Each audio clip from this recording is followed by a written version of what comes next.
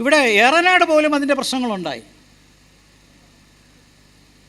വേണം വേണം പാകിസ്ഥാൻ, ഇല്ലെങ്കിൽ നമ്മളാക്കും ഇവിടെ ഖബറസ്ഥാൻ. നമ്മൾ ശ്വസിക്കുന്ന വായുവിൽ പോലും രാഷ്ട്രീയം ഉണ്ടെന്ന് വിശ്വസിക്കുന്ന ഒരാളാണ് ഞാൻ. There is nothing apolitical, everything is political. അതില്ലാതെ ഒന്നുമില്ല, ജീവവായുവാണ്.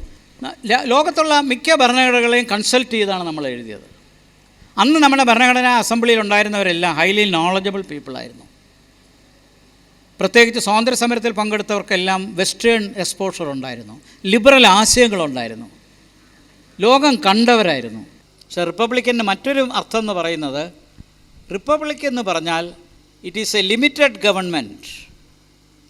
Government is limited. ഗവൺമെൻറ്റിൻ്റെ അധികാരത്തിന് പരിധിയുണ്ട്. ലിമിറ്റഡ് ഗവൺമെൻറ്റാണ്.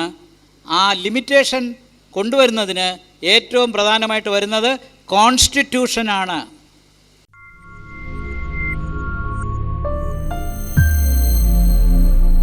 ഇന്ത്യൻ ദേശീയ പ്രസ്ഥാനത്തിൻ്റെ പാരമ്പര്യത്തിൻ്റെ തുടർച്ച പൂർണ്ണാർത്ഥത്തിൽ അതെല്ലാ ഘട്ടവും അതുപോലെ നമ്മുടെ ഭരണഘടന സ്വാംശീകരിക്കുന്നുമില്ല. അതിലേറ്റവും പ്രധാനമെന്ന് പറയുന്നത് ദേശീയ പ്രസ്ഥാനത്തിൻ്റെ ഒരു ഘട്ടത്തിൽ വന്ന ഒരു മതാത്മക ദേശീയ ഭാവനയെ പൂർണ്ണമായും നമ്മുടെ ഭരണഘടന തള്ളിക്കളഞ്ഞു എന്നുള്ളതാണ്. അതിനു പകരം ഒരു ആധുനിക ജനാധിപത്യ മതേതരത്വ രാഷ്ട്ര സങ്കല്പമാണ് നമ്മുടെ ഭരണഘടന മുന്നോട്ട് വെച്ചത്. അതുതന്നെയായിരിക്കും ഇന്ത്യൻ ഭരണഘടനയുടെ ഏറ്റവും പ്രധാനപ്പെട്ട അതിൻ്റെ ഒരു അടിത്തറ എന്നാണ് ഞാൻ വിചാരിക്കുന്നത്. ഇന്ത്യൻ ഭരണഘടന മുന്നോട്ട് വയ്ക്കുന്ന മൂല്യവിചാരങ്ങളുടെ ഏറ്റവും പ്രധാനപ്പെട്ട അതിൻ്റെ കോർ എന്ന് പറയുന്നത് ജനാധിപത്യവും മതേതരത്വവുമായ ഒരു രാഷ്ട്ര സങ്കല്പവും ഒരു ദേശഭാവനയുമാണ്. അതിനോട് എത്രത്തോളം അതിന് ശേഷമുള്ള നമ്മുടെ ഭരണകൂട സംവിധാനങ്ങൾക്ക് നീതി പുലർത്താൻ കഴിഞ്ഞു എന്നുള്ളത് ഒരു പ്രസക്തമായ ചോദ്യമാണ്. സമീപകാലത്ത് വലിയ ഒരാക്ഷേപം പല കോണുകളിൽ നിന്നുമായി ഉയർന്നു വരുന്നത് നമ്മുടെ ഭരണഘടനയുടെ അന്തസത്തയ്ക്ക് നിരക്കുന്ന രീതിയിലല്ല നമ്മുടെ ഭരണ സംവിധാനങ്ങൾ മുന്നോട്ട് പോകുന്നതെന്നുള്ളതാണ്. Doctor B.R. അംബേദ്കർ തന്നെ, ഭരണഘടനാ ശില്പി തന്നെ, ഭരണഘടനാ അസംബ്ലിയിൽ ഈ കാര്യങ്ങൾ പറയുന്നുണ്ട്. ഭരണകൂട സ്വരൂപവും സ്വഭാവവും ഭരണകൂട മൂല്യങ്ങളുമായി സമരസപ്പെട്ടു പോകാത്തിടത്തോളം നമ്മൾ ഭരണഘടന ഉദ്ദേശിക്കുന്ന ഒരു രാഷ്ട്രസങ്കല്പം അല്ലെങ്കിൽ ഒരു ദേശരൂപം അത് പൂർത്തീകരിക്കാൻ കഴിയില്ല എന്നുള്ളൊരാശങ്ക അദ്ദേഹം ഭരണഘടനാ അസംബ്ലിയിൽ തന്നെ മുന്നോട്ട് വെച്ചിരുന്നു. ഒരു പക്ഷേ വളരെ ദീർഘദൃഷ്ടിയോടുകൂടിയുള്ള ഒരു പ്രവചന സ്വഭാവത്തോടുകൂടിയുള്ള ഒരു പരാമർശമായി നമുക്കതിനെ കാണേണ്ടി വരും. നമ്മുടെ ഭരണഘടനയെ ഞാൻ നേരത്തെ സൂചിപ്പിച്ചതുപോലെ അതിൻ്റെ മൂല്യവിചാരങ്ങളോട് എത്രമാത്രം നമ്മുടെ ഭരണകൂടവും ഭരണനിർവഹണവും നീതി പുലർത്തി പോകുന്നുണ്ട്, അല്ലെങ്കിൽ നമ്മുടെ ഇന്ത്യ എന്ന് പറയുന്ന ദേശരാഷ്ട്ര സങ്കല്പത്തെ രൂപീകരിച്ച ഭരണഘടനാ മൂല്യങ്ങൾ എത്രത്തോളം നമ്മുടെ ഭരണ സംവിധാനത്തിൽ നമുക്ക് പ്രതിഫലിപ്പിക്കാൻ കഴിയുന്നുണ്ട് തുടങ്ങിയ കാര്യങ്ങളെക്കുറിച്ച് വിശദമായി നമ്മൾ സംസാരിക്കുന്നത് പൊളിറ്റിക്കൽ സയൻസ് വിഭാഗം കേരള സർവകലാശാലയുടെ മുൻ മേധാവിയും കേന്ദ്ര സർവകലാശാലയുടെ വൈസ് ചാൻസലർ ആയിരുന്ന ഡോക്ടർ ഗോപകുമാർ സാറാണ്. അപ്പോൾ രാഷ്ട്രീയത്തോടും ജനാധിപത്യത്തോടും ഒക്കെ താല്പര്യം കുറഞ്ഞു വരുന്നൊരു സമൂഹമായി, അരാഷ്ട്രീയമെന്ന് ഞാൻ പറയില്ല, കാരണം ഞാൻ അങ്ങനൊരു വാക്ക് വിശ്വസിക്കുന്നില്ല. നമ്മൾ ശ്വസിക്കുന്ന വായുവിൽ പോലും രാഷ്ട്രീയം ഉണ്ടെന്ന് വിശ്വസിക്കുന്ന ഒരാളാണ് ഞാൻ. There is nothing apolitical, everything is political. അതില്ലാതെ ഒന്നുമില്ല, ജീവവായുവാണ്. അപ്പോൾ ചുരുക്കത്തിൽ എന്തുകൊണ്ട് രാഷ്ട്രീയത്തിൽ വോട്ട് ചെയ്യാൻ പോലും താല്പര്യം കാണിക്കാതെ സമൂഹം മാറി നിൽക്കുന്നു എന്നൊരു ചോദ്യം. അതോടൊപ്പം ഈ ചർച്ച തുടങ്ങുന്ന സമയത്ത് ഞാൻ ആലോചിച്ചത്, ഒരു 20 വർഷം മുമ്പ് തിരുവനന്തപുരത്ത് ഇതുപോലൊരു ലിറ്ററേച്ചർ ഫെസ്റ്റിവൽ നടക്കുകയായിരുന്നു. അത് DC ബുക്സ് നടത്തിയൊരു പ്രോഗ്രാമായിരുന്നു. അന്ന് ഞാൻ കേരള യൂണിവേഴ്സിറ്റിയിലെ വകുപ്പ് അധ്യക്ഷനാണ് പൊളിറ്റിക്കൽ സയൻസിൻ്റെ. അന്ന് പ്രധാനപ്പെട്ട സീനിയറായിട്ടുള്ള നേതാക്കന്മാർ, ഉമ്മൻചാണ്ടി ഉൾപ്പെടെ ഒരുപാട് പേർ, ഞാൻ മോഡറേറ്ററായിട്ട് നിൽക്കുന്ന ഒരു വേദിയായിരുന്നു. അതിൽ ഒരു ചെറുപ്പക്കാരനായ ഒരു നേതാവ് അദ്ദേഹത്തിൻ്റെ പ്രസംഗം ഭരണഘടനയെ നിരാകരിച്ചുകൊണ്ടും ഈ ഭരണഘടന കത്തിച്ചു കളയണമെന്നും ഇതുകൊണ്ട് യാതൊരു ഗുണമില്ല എന്നും നമുക്ക് ഇനി ഭാവിയിൽ വേറൊരു ഭരണഘടന എഴുതിയാലേ നിവൃത്തിയുള്ളൂ എന്നുള്ള മട്ടിൽ, മുഖ്യധാരയിലുള്ള രാഷ്ട്രീയക്കാരനാണ്. പിന്നീട് അദ്ദേഹം പാർട്ടിയൊക്കെ മാറി തിരിച്ച് വീണ്ടും പഴയ കളത്തിലേക്ക് വന്നു. അദ്ദേഹം പുസ്തകമൊക്കെ എഴുതുന്ന ഒരാളാണ്. പക്ഷേ ഇത് ഈ ആവേശത്തോടു കൂടി ഭരണഘടനയെ നശിപ്പിക്കണം, ഇതുകൊണ്ട് ഒരു രക്ഷയുമില്ല എന്നുള്ള മട്ടിൽ പ്രസംഗിച്ച് കഴിഞ്ഞിട്ട് അടുത്തയാൾ പ്രസംഗിക്കുന്നതിനിടയിൽ എൻ്റെ ചെവിയിൽ വന്ന് മന്ത്രിച്ചു, സാർ ഞാൻ പറഞ്ഞത് ശരിയല്ലേ, എന്തു പറയുന്നു ഇതിനെക്കുറിച്ച്? അപ്പോൾ ഞാൻ തിരിച്ച് അദ്ദേഹത്തിൻ്റെ ചെവിയിൽ മന്ത്രിച്ചു, ഞങ്ങൾ അക്കാഡമിഷ്യൻസാണ്, പ്രായോഗിക രാഷ്ട്രീയത്തിൽ വലിയ പരിചയമില്ല, പഠിക്കുന്നു, മനസ്സിലാക്കുന്നു, വിലയിരുത്തുന്നു, ചരിത്രവും ആനുകാലികവും, പക്ഷേ അതിനപ്പുറം ആക്ച്വൽ പൊളിറ്റിക്സിൽ ഞങ്ങളാരുമില്ല. പക്ഷേ താങ്കൾ ഈ പറഞ്ഞ കാര്യം ഒട്ടും പ്രായോഗികമല്ലാത്തതാണെന്ന് പറഞ്ഞു. അപ്പോൾ അദ്ദേഹം ചോദിച്ചു എന്തുകൊണ്ടാണ് അത് പ്രായോഗികമല്ലാത്തത്. അപ്പോൾ അവിടെ മറ്റ് പ്രസംഗങ്ങൾ നടക്കുന്നതിനിടയിൽ ഞങ്ങളിങ്ങനെ ഇരിക്കുകയാണ്. ഞാൻ അദ്ദേഹത്തിൻ്റെ കണ്ണിലേക്ക് തന്നെ നോക്കിയിട്ട് ഞാൻ ചോദിച്ചു, ഇനിയൊരു ഭരണഘടന എഴുതാൻ ഭാരതമുണ്ടാകുമോ? വീണ്ടും ചോദിച്ചു, നമുക്കിനിയൊരു ഭരണഘടന എഴുതാൻ പറ്റുമോ? Constitution is the consensus. ഭരണഘടനയാണ് സമവായം. അന്ന് മായാവതിയൊക്കെ കത്തി നിൽക്കുന്ന സമയമാണ്. ജാതിക്കളിയുടെ അങ്ങേയറ്റം നിൽക്കുന്ന സമയമാണ് 2004. ഇപ്പോൾ ജാതി മാറി മതരാഷ്ട്രീയത്തിലേക്ക് വന്നു. ജാതി ധ്രുവീകരണം അങ്ങേയറ്റം നിൽക്കുന്ന സമയമാണ്. DMK തമിഴ്നാട്ടിലുള്ള എത്തനിസിറ്റിയുടെ രാഷ്ട്രീയം നിങ്ങൾക്കറിയാം. 71 വരെ DMK ഈ രാജ്യത്ത് നിന്ന് വേറിട്ട് പോകണമെന്ന്, പ്രത്യേക രാജ്യമാക്കണമെന്ന് 1971 വരെ പറഞ്ഞൊരു പാർട്ടിയാണ്. ഈ പശ്ചാത്തലത്തിൽ ഇനി നമ്മളൊരു ഭരണഘടന എഴുതാൻ തുടങ്ങിയാൽ ഈ രാജ്യത്തിൻ്റെ ഭൂപടം ഇതുപോലെ ഇരിക്കുമോ? എന്ത് ബാക്കിയുണ്ടാവുമെന്ന് അദ്ദേഹം കുറച്ചു നേരം ഞാനൊന്ന് ആലോചിച്ചിട്ട് പറഞ്ഞു, സാർ ഞാൻ അത്രയും ചിന്തിച്ചില്ല. ഞാൻ പറഞ്ഞു, നിങ്ങളല്ലേ ചിന്തിക്കേണ്ടത്, ഞങ്ങൾ പ്രാക്ടീഷണേഴ്സ് അല്ല, വി ആർ തിയറിറ്റീഷ്യൻസ്. നിങ്ങൾ ഫീൽഡിൽ നിൽക്കുന്നവരാണ്. ഇനിയൊരു ഭരണഘടന എഴുതാൻ രാജ്യത്തിന് പറ്റുമോ? അതറിയാതെ എന്തിനാണ് ഇങ്ങനൊരു വാക്ക് പറഞ്ഞത്? അദ്ദേഹം ഇന്നും രാഷ്ട്രീയത്തിലുള്ളത് കൊണ്ട് അദ്ദേഹത്തിൻ്റെ പേര് പറയുന്നില്ല. പക്ഷേ അദ്ദേഹം സമ്മതിച്ചു ഇനിയൊരു ഭരണഘടന എഴുതാൻ നമുക്ക് പറ്റില്ല എന്നുള്ള കാര്യം. ഇവിടെ പറഞ്ഞിരിക്കുന്ന 3 കാര്യങ്ങൾ, ടെക്സ്റ്റ്, കണ്ടെക്സ്റ്റ്, പിന്നെ ലെഗസി, ഇത് 3മാണ് അപഗ്രഥിച്ച് വളരെ ചുരുങ്ങിയ സമയം കൊണ്ട് പറയാൻ ഉദ്ദേശിക്കപ്പെടുന്നത്. ഞാൻ എന്തുകൊണ്ട് ഭരണഘടന ഇന്ന് എഴുതാൻ പറ്റില്ല എന്ന് പറയാൻ കാരണം, ഡോക്ടർ അഷ്റഫ് ചൂണ്ടിക്കാണിച്ച ആ സ്വാതന്ത്ര്യസമര പ്രസ്ഥാനത്തിൽ കൂടി വന്ന ഒരു കൺസെൻസസ്, സമവായം, അത് വലിയൊരു നേട്ടമായിരുന്നു. കോൺസ്റ്റിറ്റ്യൂവൻ്റ് അസംബ്ലിയിൽ എല്ലാ വിഭാഗക്കാർക്കും പ്രാതിനിധ്യം ഉണ്ടായിരുന്നു. എല്ലാ വിഭാഗക്കാർക്കും പ്രാതിനിധ്യം ഉണ്ടായിരുന്നു. അതിനകത്ത് മൈനോറിറ്റീസ് ഉണ്ടായിരുന്നു, വളരെ മിനിസ്ക്യൂളായിട്ടുള്ള മൈനോറിറ്റീസ് ഉണ്ടായിരുന്നു, ലെഫ്റ്റിസ്റ്റുകാരുണ്ടായിരുന്നു, കമ്മ്യൂണിസ്റ്റുകാരുണ്ട്, എല്ലാവർക്കും പ്രാതിനിധ്യം നൽകുന്ന, എന്നാൽ ഈക്വൽ അല്ല. പക്ഷേ ഇവരുടെയൊക്കെ കാര്യങ്ങൾ കേൾക്കുമായിരുന്നു. വളരെ പ്രശസ്തനായ ഇപ്പോൾ ജീവിച്ചിരിപ്പില്ല doctor AM Thomas, father AM Thomas, ബാംഗ്ലൂരിലെ എക്യുമെനിക്കൽ ക്രിസ്ത്യൻ സെൻറ്ററിൻ്റെ തലവനായിരുന്നു അദ്ദേഹം. ഒരിക്കൽ ബാംഗ്ലൂർ ഒരു പൊളിറ്റിക്കൽ സയൻസിൻ്റെ ഒരു പ്രോഗ്രാമിൽ പറഞ്ഞുകൊണ്ട് അദ്ദേഹം പറഞ്ഞൊരു വാക്ക്, ഞങ്ങൾ ഒന്നേ ആവശ്യപ്പെട്ടിട്ടുള്ളൂ, ഫ്രീഡം ഓഫ് റിലിജ്യൻ. പക്ഷേ ഞങ്ങൾക്ക് അതിനപ്പുറം കിട്ടി, ഫ്രീഡം ടു പ്രൊപ്പഗേറ്റ് റിലിജ്യൻ. ഈ ലോകത്ത് എത്ര ഭരണഘടനയിൽ മതപ്രചരണത്തിനുള്ള സ്വാതന്ത്ര്യം നൽകിയിട്ടുണ്ട്. അപ്പോൾ ഒരു പൂ ചോദിച്ചെടുത്ത് ഒരു പൂന്തോട്ടം ഉണ്ടാക്കി. അദ്ദേഹം പറഞ്ഞ വാക്കുകൾ കടമെടുത്ത് ഞാൻ പറയുകയാണ്, at least they have not made the country a Hindu state, they made it secular. അപ്പം അന്ന് മൈനോറിറ്റീസ് എന്ന് പറഞ്ഞാൽ അത്ര ഫീബിളാണ്. ഞാൻ ചരിത്രത്തിലേക്ക് വരികയാണ്. അതിൻ്റെ ബാക്ക്ഗ്രൗണ്ട് എന്ന് പറയുന്നത് 41 പാകിസ്ഥാൻ പ്ലാൻ വരുന്നു, ക്യാബിനറ്റ് മിഷൻ പ്ലാൻ വന്ന് സെപ്പറേറ്റിസം പറയുന്നു, പ്രത്യേക രാജ്യം വേണമെന്നുള്ള ഐഡിയ വരുന്നു, ലാഹോർ റെസൊല്യൂഷൻ പാസ്സാകുന്നു. തുടർന്ന് വളരെ പെട്ടെന്ന്, അതുവരെ പ്രതീക്ഷിക്കാത്ത രീതിയിൽ, അതിനു മുമ്പ് കുറച്ച് ആൾ ഇന്ത്യ മുസ്ലിം ലീഗിൻ്റെ ചില ഫോഴ്സസൊക്കെ ഉണ്ടായിരുന്നെങ്കിലും മുഖ്യധാരയിൽ ശക്തിയല്ലായിരുന്നു. കോൺഗ്രസ് പാർട്ടിയുടെ തന്നെ മുൻനിരയിലുണ്ടായിരുന്നു ജിന്നയും മറ്റുമൊക്കെ. വളരെ പെട്ടെന്ന് ആശയം മാറി വിഭജനത്തിലേക്ക് ചിന്താഗതി വന്നു. ആ വിഭജനത്തിൻ്റെ ചിന്താഗതി വന്നപ്പോൾ രാജ്യമൊട്ടുക്ക് സംഘടനകളുണ്ടായി. ഇവിടെ ഏറനാട് പോലും അതിൻ്റെ പ്രശ്നങ്ങളുണ്ടായി. വേണം വേണം പാകിസ്ഥാൻ, ഇല്ലെങ്കിൽ നമ്മളാക്കും ഇവിടെ ഖബറസ്ഥാൻ എന്ന മുദ്രാവാക്യം പോലും ഏറനാട് താലൂക്കിലുണ്ടായിരുന്നു. ഞാൻ പറഞ്ഞു വന്നത്, പാകിസ്ഥാനുള്ള ഡിമാൻഡ് ചെറുതാണെങ്കിലും പല ഭാഗങ്ങളിൽ നിന്നുണ്ടായി. അത് കത്തിജ്വലിച്ച് അത് അക്രമത്തിലേക്ക് പോയി, കൂടുതൽ അപകടങ്ങളിലെത്തി.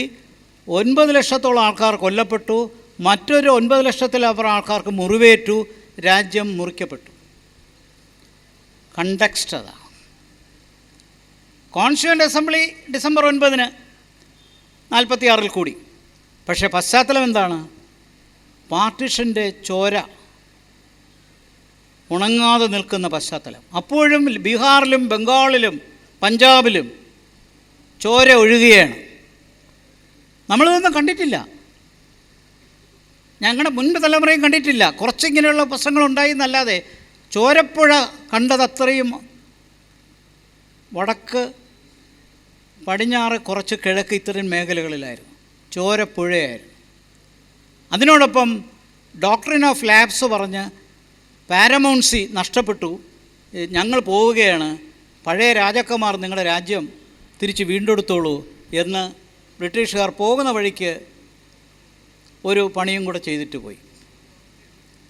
അവരുടെ ആഗ്രഹം എന്തായിരുന്നു? ഒരു ഇന്ത്യ അല്ല, നിരവധി കൊച്ചു രാജ്യങ്ങൾ, 635 നാട്ടുരാജ്യങ്ങളായിരുന്നു ഈ പശ്ചാത്തലത്തിൽ.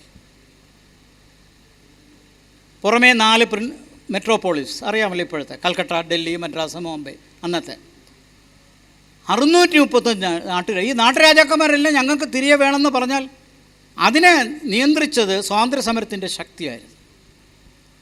കലാപങ്ങൾ നടന്നു, പക്ഷേ സ്വാതന്ത്ര്യ സമരത്തിൻ്റെ ശക്തി ഉള്ളതുകൊണ്ട് രാജാക്കന്മാരെ അത്യാവശ്യം പെർസ്വേഡ് ചെയ്തും ലോബി ചെയ്തും കുറച്ച് പേരെ ഭീഷണിപ്പെടുത്തിയുമൊക്കെ ഇൻസ്ട്രുമെൻ്റ് ഓഫ് അക്സഷൻ ഒരുവിധം സാധിച്ചെടുത്തപ്പോൾ 3 മേഖലകളിൽ 3 നാട്ടുരാജ്യങ്ങളത് യോജിച്ചില്ല, ഇല്ലെങ്കിൽ ഒപ്പിടാൻ മടിച്ചു നിന്നു. ജുനഗദ്, ഹൈദരാബാദ്, കാശ്മീർ. ചരിത്രത്തിലേക്കൊന്നും പോകുന്നില്ല, വലിയ സമയമില്ല. പക്ഷേ അതിൽ കാശ്മീർ ഒഴികെ ബാക്കി 2ഉം നമ്മൾ സാധിച്ചെടുത്തു. കാശ്മീരിൽ ഹൈദരാബാദിൽ അല്പം ഫോഴ്സ് ഉപയോഗിക്കേണ്ടി വന്നു. ജുനഗദിലെ ദിവാൻ പാകിസ്ഥാനിലേക്ക് കടന്നു, രാജാവ് ഒപ്പിട്ട് തന്നു. ആലോചിച്ച് നോക്കണം, ഇത്രയും 635-ൽ 565 നാട്ടുരാജ്യങ്ങളാണ് ഒരു പുത്തൻ ദേശരാഷ്ട്രത്തിലേക്ക്, നിങ്ങൾ പറഞ്ഞ നേഷൻ സ്റ്റേറ്റിലേക്ക് വന്നത്. കാശ്മീർ ഒപ്പിടാത്തത് ആ രാജാവ് ഹരിസിംഗിൻ്റെ ഒരു വിഡ്ഢിത്തരമായിരുന്നു. അദ്ദേഹം വിചാരിച്ചു സ്വിറ്റ്സർലാൻഡ് പോലെ പാകിസ്ഥാനും ഇന്ത്യക്കും ഇടയ്ക്ക് ഒരു ന്യൂട്രൽ സ്റ്റേറ്റായിട്ട് ഇവിടെ നിലനിൽക്കാം. അദ്ദേഹത്തിന് ലോകരാഷ്ട്രീയവും പാകിസ്ഥാനുമായി വന്ന കാര്യങ്ങളൊന്നും മനസ്സിലാക്കാതെയാണ്. അതിൻ്റെ ഫലം എന്താണ്? ചുരുങ്ങിയ സമയം കൊണ്ട് പട്ടാളം ഇങ്ങ് കയറി. ട്രൈബൽസ് എന്നുള്ള പേരിൽ ജമ്മുവിൻ്റെ അതിർത്തിയിലും ജമ്മുവിൻ്റെ 30 കിലോമീറ്റർ അടുത്തും ശ്രീനഗറിൻ്റെ നല്ലൊരു ഭാഗവും കാർഗിലിനടുത്തുമെല്ലാം ട്രൈബൽസ് എന്നുള്ള പേരിലാണ് പട്ടാളം കയറിയത്, പാകിസ്ഥാൻ പട്ടാളം കയറി. അന്ന് നിവൃത്തിയില്ലാതെ മഹാരാജാവ് പട്ടേലിനെ വിളിച്ചു. സർദാർ പട്ടേൽ പറഞ്ഞു, നിങ്ങൾ ആദ്യം ഒപ്പിടൂ. അപ്പോൾ പറഞ്ഞു, ഒപ്പിടാൻ സമയമില്ല, ഞാൻ ഒപ്പിടാൻ തയ്യാറാണ്, നിങ്ങൾ ആളെ അയക്കൂ, ഞാൻ ഇന്ന് രാത്രി ഒപ്പിടാം.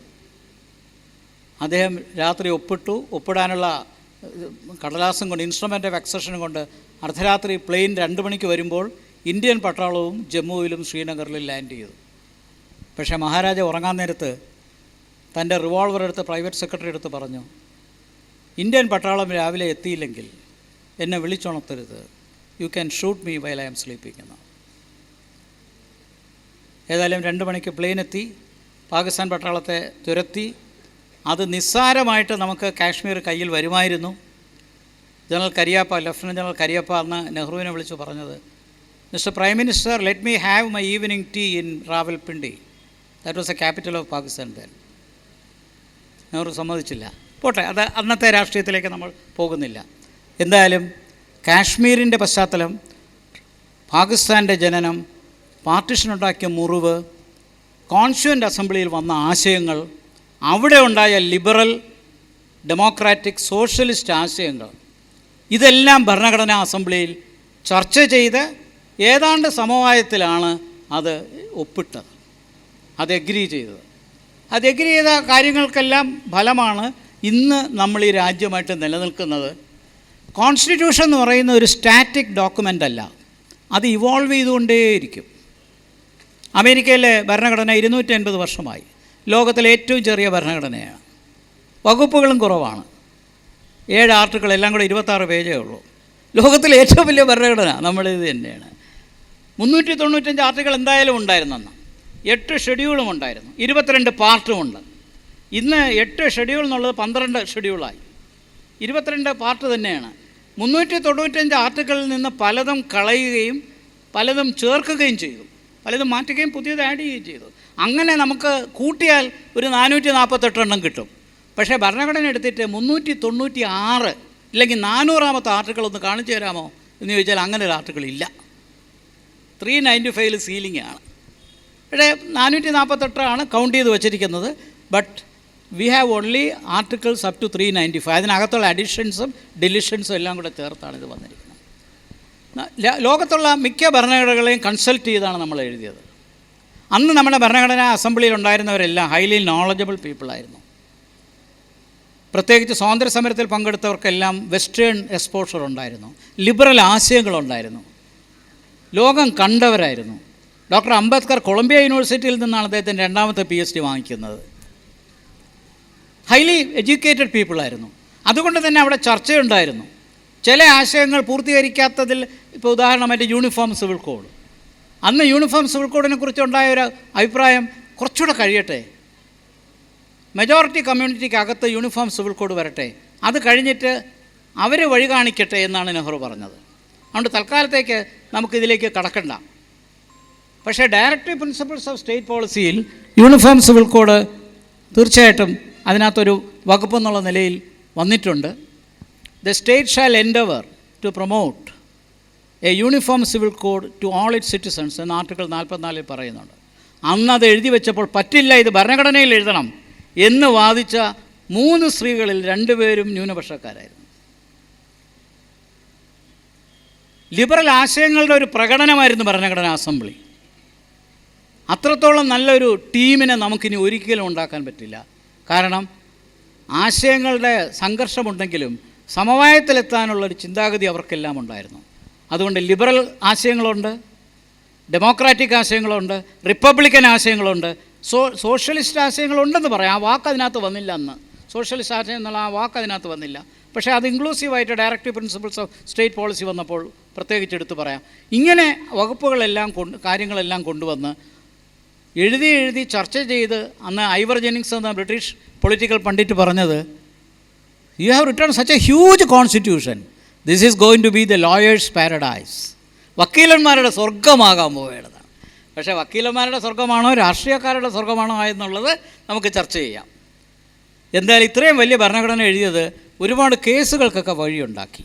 ഇനി കോൺസ്റ്റിറ്റ്യൂഷൻ്റെ ചില എല്ലാ കാര്യങ്ങളും നമുക്ക് പറയാൻ പറ്റില്ലെങ്കിലും നമ്മുടെ പ്രിയാമ്പിൾ ഒരു ആമുഖം എന്നുള്ള നിലയിൽ അതിന് ആ ഒരൊറ്റ പേജ് വായിച്ചു കഴിഞ്ഞാൽ ഭരണഘടനയുടെ ഒരു ഐഡിയ നമുക്ക് കിട്ടും. അമേരിക്കൻ കോൺസ്റ്റിറ്റ്യൂഷനിൽ നിന്ന് കടം കൊണ്ട വി ദ പീപ്പിൾ എന്നുള്ള ആശയം നമ്മൾ തന്നെ പറയുന്നു. ഇതിനകത്ത് ഒറിജിനാലിറ്റി ഒന്നുമില്ല. അംബേദ്കർ പറയുന്നുണ്ട്, I don't claim any originality in this constitution, we have borrowed from the concepts of many other constitutions. അപ്പോൾ നമുക്കറിയാം ഐറിഷ് കോൺസ്റ്റിറ്റ്യൂഷൻ്റെ സ്വാധീനമുണ്ട്, വീമാർ റിപ്പബ്ലിക്കിൻ്റെ കോൺസ്റ്റിറ്റ്യൂഷൻ്റെ സ്വാധീനമുണ്ട്, ബ്രിട്ടീഷ് പാർലമെൻ്ററി സിസ്റ്റത്തിൻ്റെ സ്വാധീനമുണ്ട്, അമേരിക്കൻ കോൺസ്റ്റിറ്റ്യൂഷൻ്റെ ഇൻഫ്ലുവൻസ് ഉണ്ട്, ഈവൻ റഷ്യൻ കോൺസ്റ്റിറ്റ്യൂഷനിൽ ദ റൈറ്റ് ടു വർക്ക് എന്നുള്ളത് ഡയറക്റ്റീവ് പ്രിൻസിപ്പിൾസ് ഓഫ് സ്റ്റേറ്റ് പോളിസിയിൽ പറയുന്നുണ്ട്. ഇങ്ങനെ എല്ലാം കൂടി ആശയങ്ങൾ പറഞ്ഞ് ചർച്ച ചെയ്ത് നമ്മൾ ആലോചിക്കണം. ജനങ്ങൾക്ക് അന്ന് 16% സാക്ഷരത. 37 കോടി ജനങ്ങളാണ് ഇന്ത്യയിലുണ്ടായത്, പാകിസ്ഥാനിൽ പോയവരെ കൂട്ടാതെ. 16% സാക്ഷരത. വി ദ പീപ്പിൾ എന്ന് പറഞ്ഞ ജനങ്ങൾക്ക് ഭരണഘടന എഴുതാൻ പറ്റുമോ? അതുകൊണ്ടാണ് അസംബ്ലി വന്നത്. ആ നിലയ്ക്ക് ഒരു റെപ്രസെൻറ്റേറ്റീവ് അസംബ്ലിയാണ്. കാരണം അന്നുണ്ടായിരുന്ന പ്രൊവിൻഷ്യൽ ഹൗസസിലേക്ക് എലക്ട് ചെയ്ത അന്നത്തെ ബ്രിട്ടീഷുകാരുടെ ഗവൺമെൻറ് ഓഫ് ഇന്ത്യ ആക്ട് 1935 ബേസിലും 46 ബേസിലും അന്ന് വന്ന ഇലക്ഷനിൽ വന്ന നോമിനീസാണ് അസംബ്ലിയിലെ മെമ്പേഴ്സായി വന്നത്. ഇതല്ലാതെ നോമിനേഷൻ വേറെയും ഉണ്ടായി. അപ്പോൾ ചുരുക്കത്തിൽ ഈ 16% സാക്ഷരതയും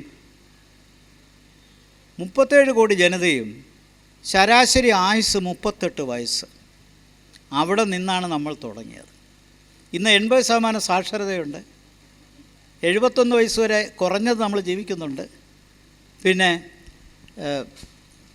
ബാക്കിയുള്ള സാമൂഹിക പുരോഗതി, ആരോഗ്യത്തിൻ്റെ കാര്യത്തിൽ ഉള്ള പുരോഗതി, വിദ്യാഭ്യാസത്തിൻ്റെ കാര്യത്തിലുള്ള പുരോഗതി. അന്ന് 25 സർവകലാശാലകളും 5000 കോളേജുകളുമായിരുന്നെങ്കിൽ ഇന്ന് 52,000 കോളേജുകളും 1300ഓളം സർവകലാശാലകളും. ഇനി എണ്ണം കൂടിക്കൊണ്ടിരിക്കും. 2000 എത്താൻ വലിയ സമയമൊന്നും വേണ്ട. 1980 151 സർവകലാശാലകളെ ഉണ്ടായിരുന്നുള്ളൂ. പ്രൊലിഫറേറ്റ് ചെയ്യണം. കാരണം എഡ്യൂക്കേഷൻ്റെ ഡിമാൻഡ് കൂടി വരികയാണ്. ഈ ഇരിക്കുന്ന നിങ്ങളുടെ പ്രായക്കാരാണ് ജനസംഖ്യയിൽ 52% ആൾക്കാർ. So they are hungry for education. അപ്പോൾ എഡ്യൂക്കേഷൻ വളരാതെ പറ്റില്ല, ഹെൽത്ത് വളരാതെ പറ്റില്ല, ഇൻഫ്രാസ്ട്രക്ചർ വളരാതെ പറ്റില്ല, ഫുഡ് സെക്യൂരിറ്റി വേണം, ന്യൂട്രീഷൻ വേണം. ഇതൊക്കെയാണ് പ്രൈം ഡിമാൻഡുകൾ. അപ്പോൾ ഭരണഘടനയിലേക്ക് വന്നാൽ പ്രിയാമ്പിളിൽ പറഞ്ഞ കാര്യം 42ാമത്തെ ഭേദഗതിയിൽ അഡീഷണലായിട്ട് വന്ന 2 പുതിയ കൺസെപ്റ്റ്സാണ് സോഷ്യലിസ്റ്റ് സെക്യുലർ.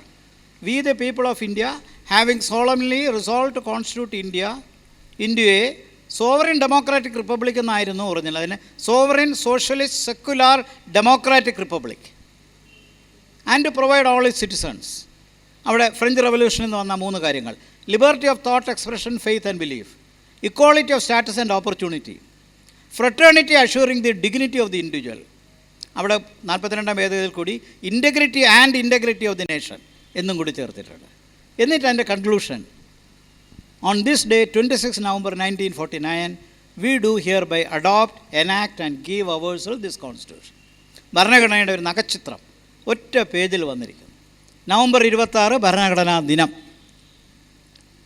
ഇന്ത്യ റിപ്പബ്ലിക്കായത് ജനുവരി 26, 1950. അതിൻ്റെ 75-ാം വർഷം ഇതാ ഇപ്പോൾ ആചരിച്ചു. ഓഗസ്റ്റ് 15 1947 കൂട്ടിയാൽ 79-ാമത്തെ വർഷമാവേടി ഈ ഓഗസ്റ്റ് വരുമ്പോൾ സ്വാതന്ത്ര്യം കിട്ടിയിട്ട്. നമ്മുടെ അയൽപ്പക്കത്തുള്ള പല രാജ്യങ്ങളെ നോക്കിയേ. പാകിസ്ഥാന് 4 ഭരണഘടനകളുണ്ടായിട്ടുണ്ട്. They had only intervals of democracy. ബംഗ്ലാദേശിലും 4 or 5 ഭരണഘടനകളുണ്ടായിട്ടുണ്ട്. അവിടെയും പട്ടാള ഭരണം, അല്ലെങ്കിൽ പട്ടാളക്കാരൻ്റെ നോമിനി ആയിട്ടുള്ള ആൾക്കാരെയാണ് അവിടെ പ്രധാനമന്ത്രിയായിട്ട് കൊണ്ടുവരുന്നത്. പ്രോപ്പർ ഇലക്ഷൻ കൂടി വരുന്നവർ വളരെ കുറച്ച് നാൾ മാത്രമേ നിന്നിട്ടുള്ളൂ. ശ്രീലങ്കയിൽ ഭരണഘടനയിൽ മാറ്റങ്ങൾ വന്നു, തർക്കമുണ്ടായി, രാജ്യം വിഭജിച്ചു പോകുമെന്ന് പറഞ്ഞു. കഠിനമായ വംശീയ സംഘടനകൾ 26 വർഷം നീണ്ടു നിന്നു. ഇങ്ങനെ തുടങ്ങി നമ്മുടെ അയൽപ്പക്കത്തുള്ള എല്ലാ രാജ്യങ്ങളും. ഇതിനെക്കുറിച്ച് പൊളിറ്റിക്കൽ സയൻസിലെ പ്രശസ്തനായ സാമുവൽ ഹണ്ടിങ്ടൺ, അദ്ദേഹത്തെ പിന്നെ നിങ്ങൾ അറിയുന്നത് വളരെ വിവാദമായ വേറൊരു സിദ്ധാന്തത്തിൽ കൂടിയാണ്. ആ സിദ്ധാന്തം നിങ്ങൾ കേട്ട് കാണും, ക്ലാഷ് ഓഫ് സിവിലൈസേഷൻസ്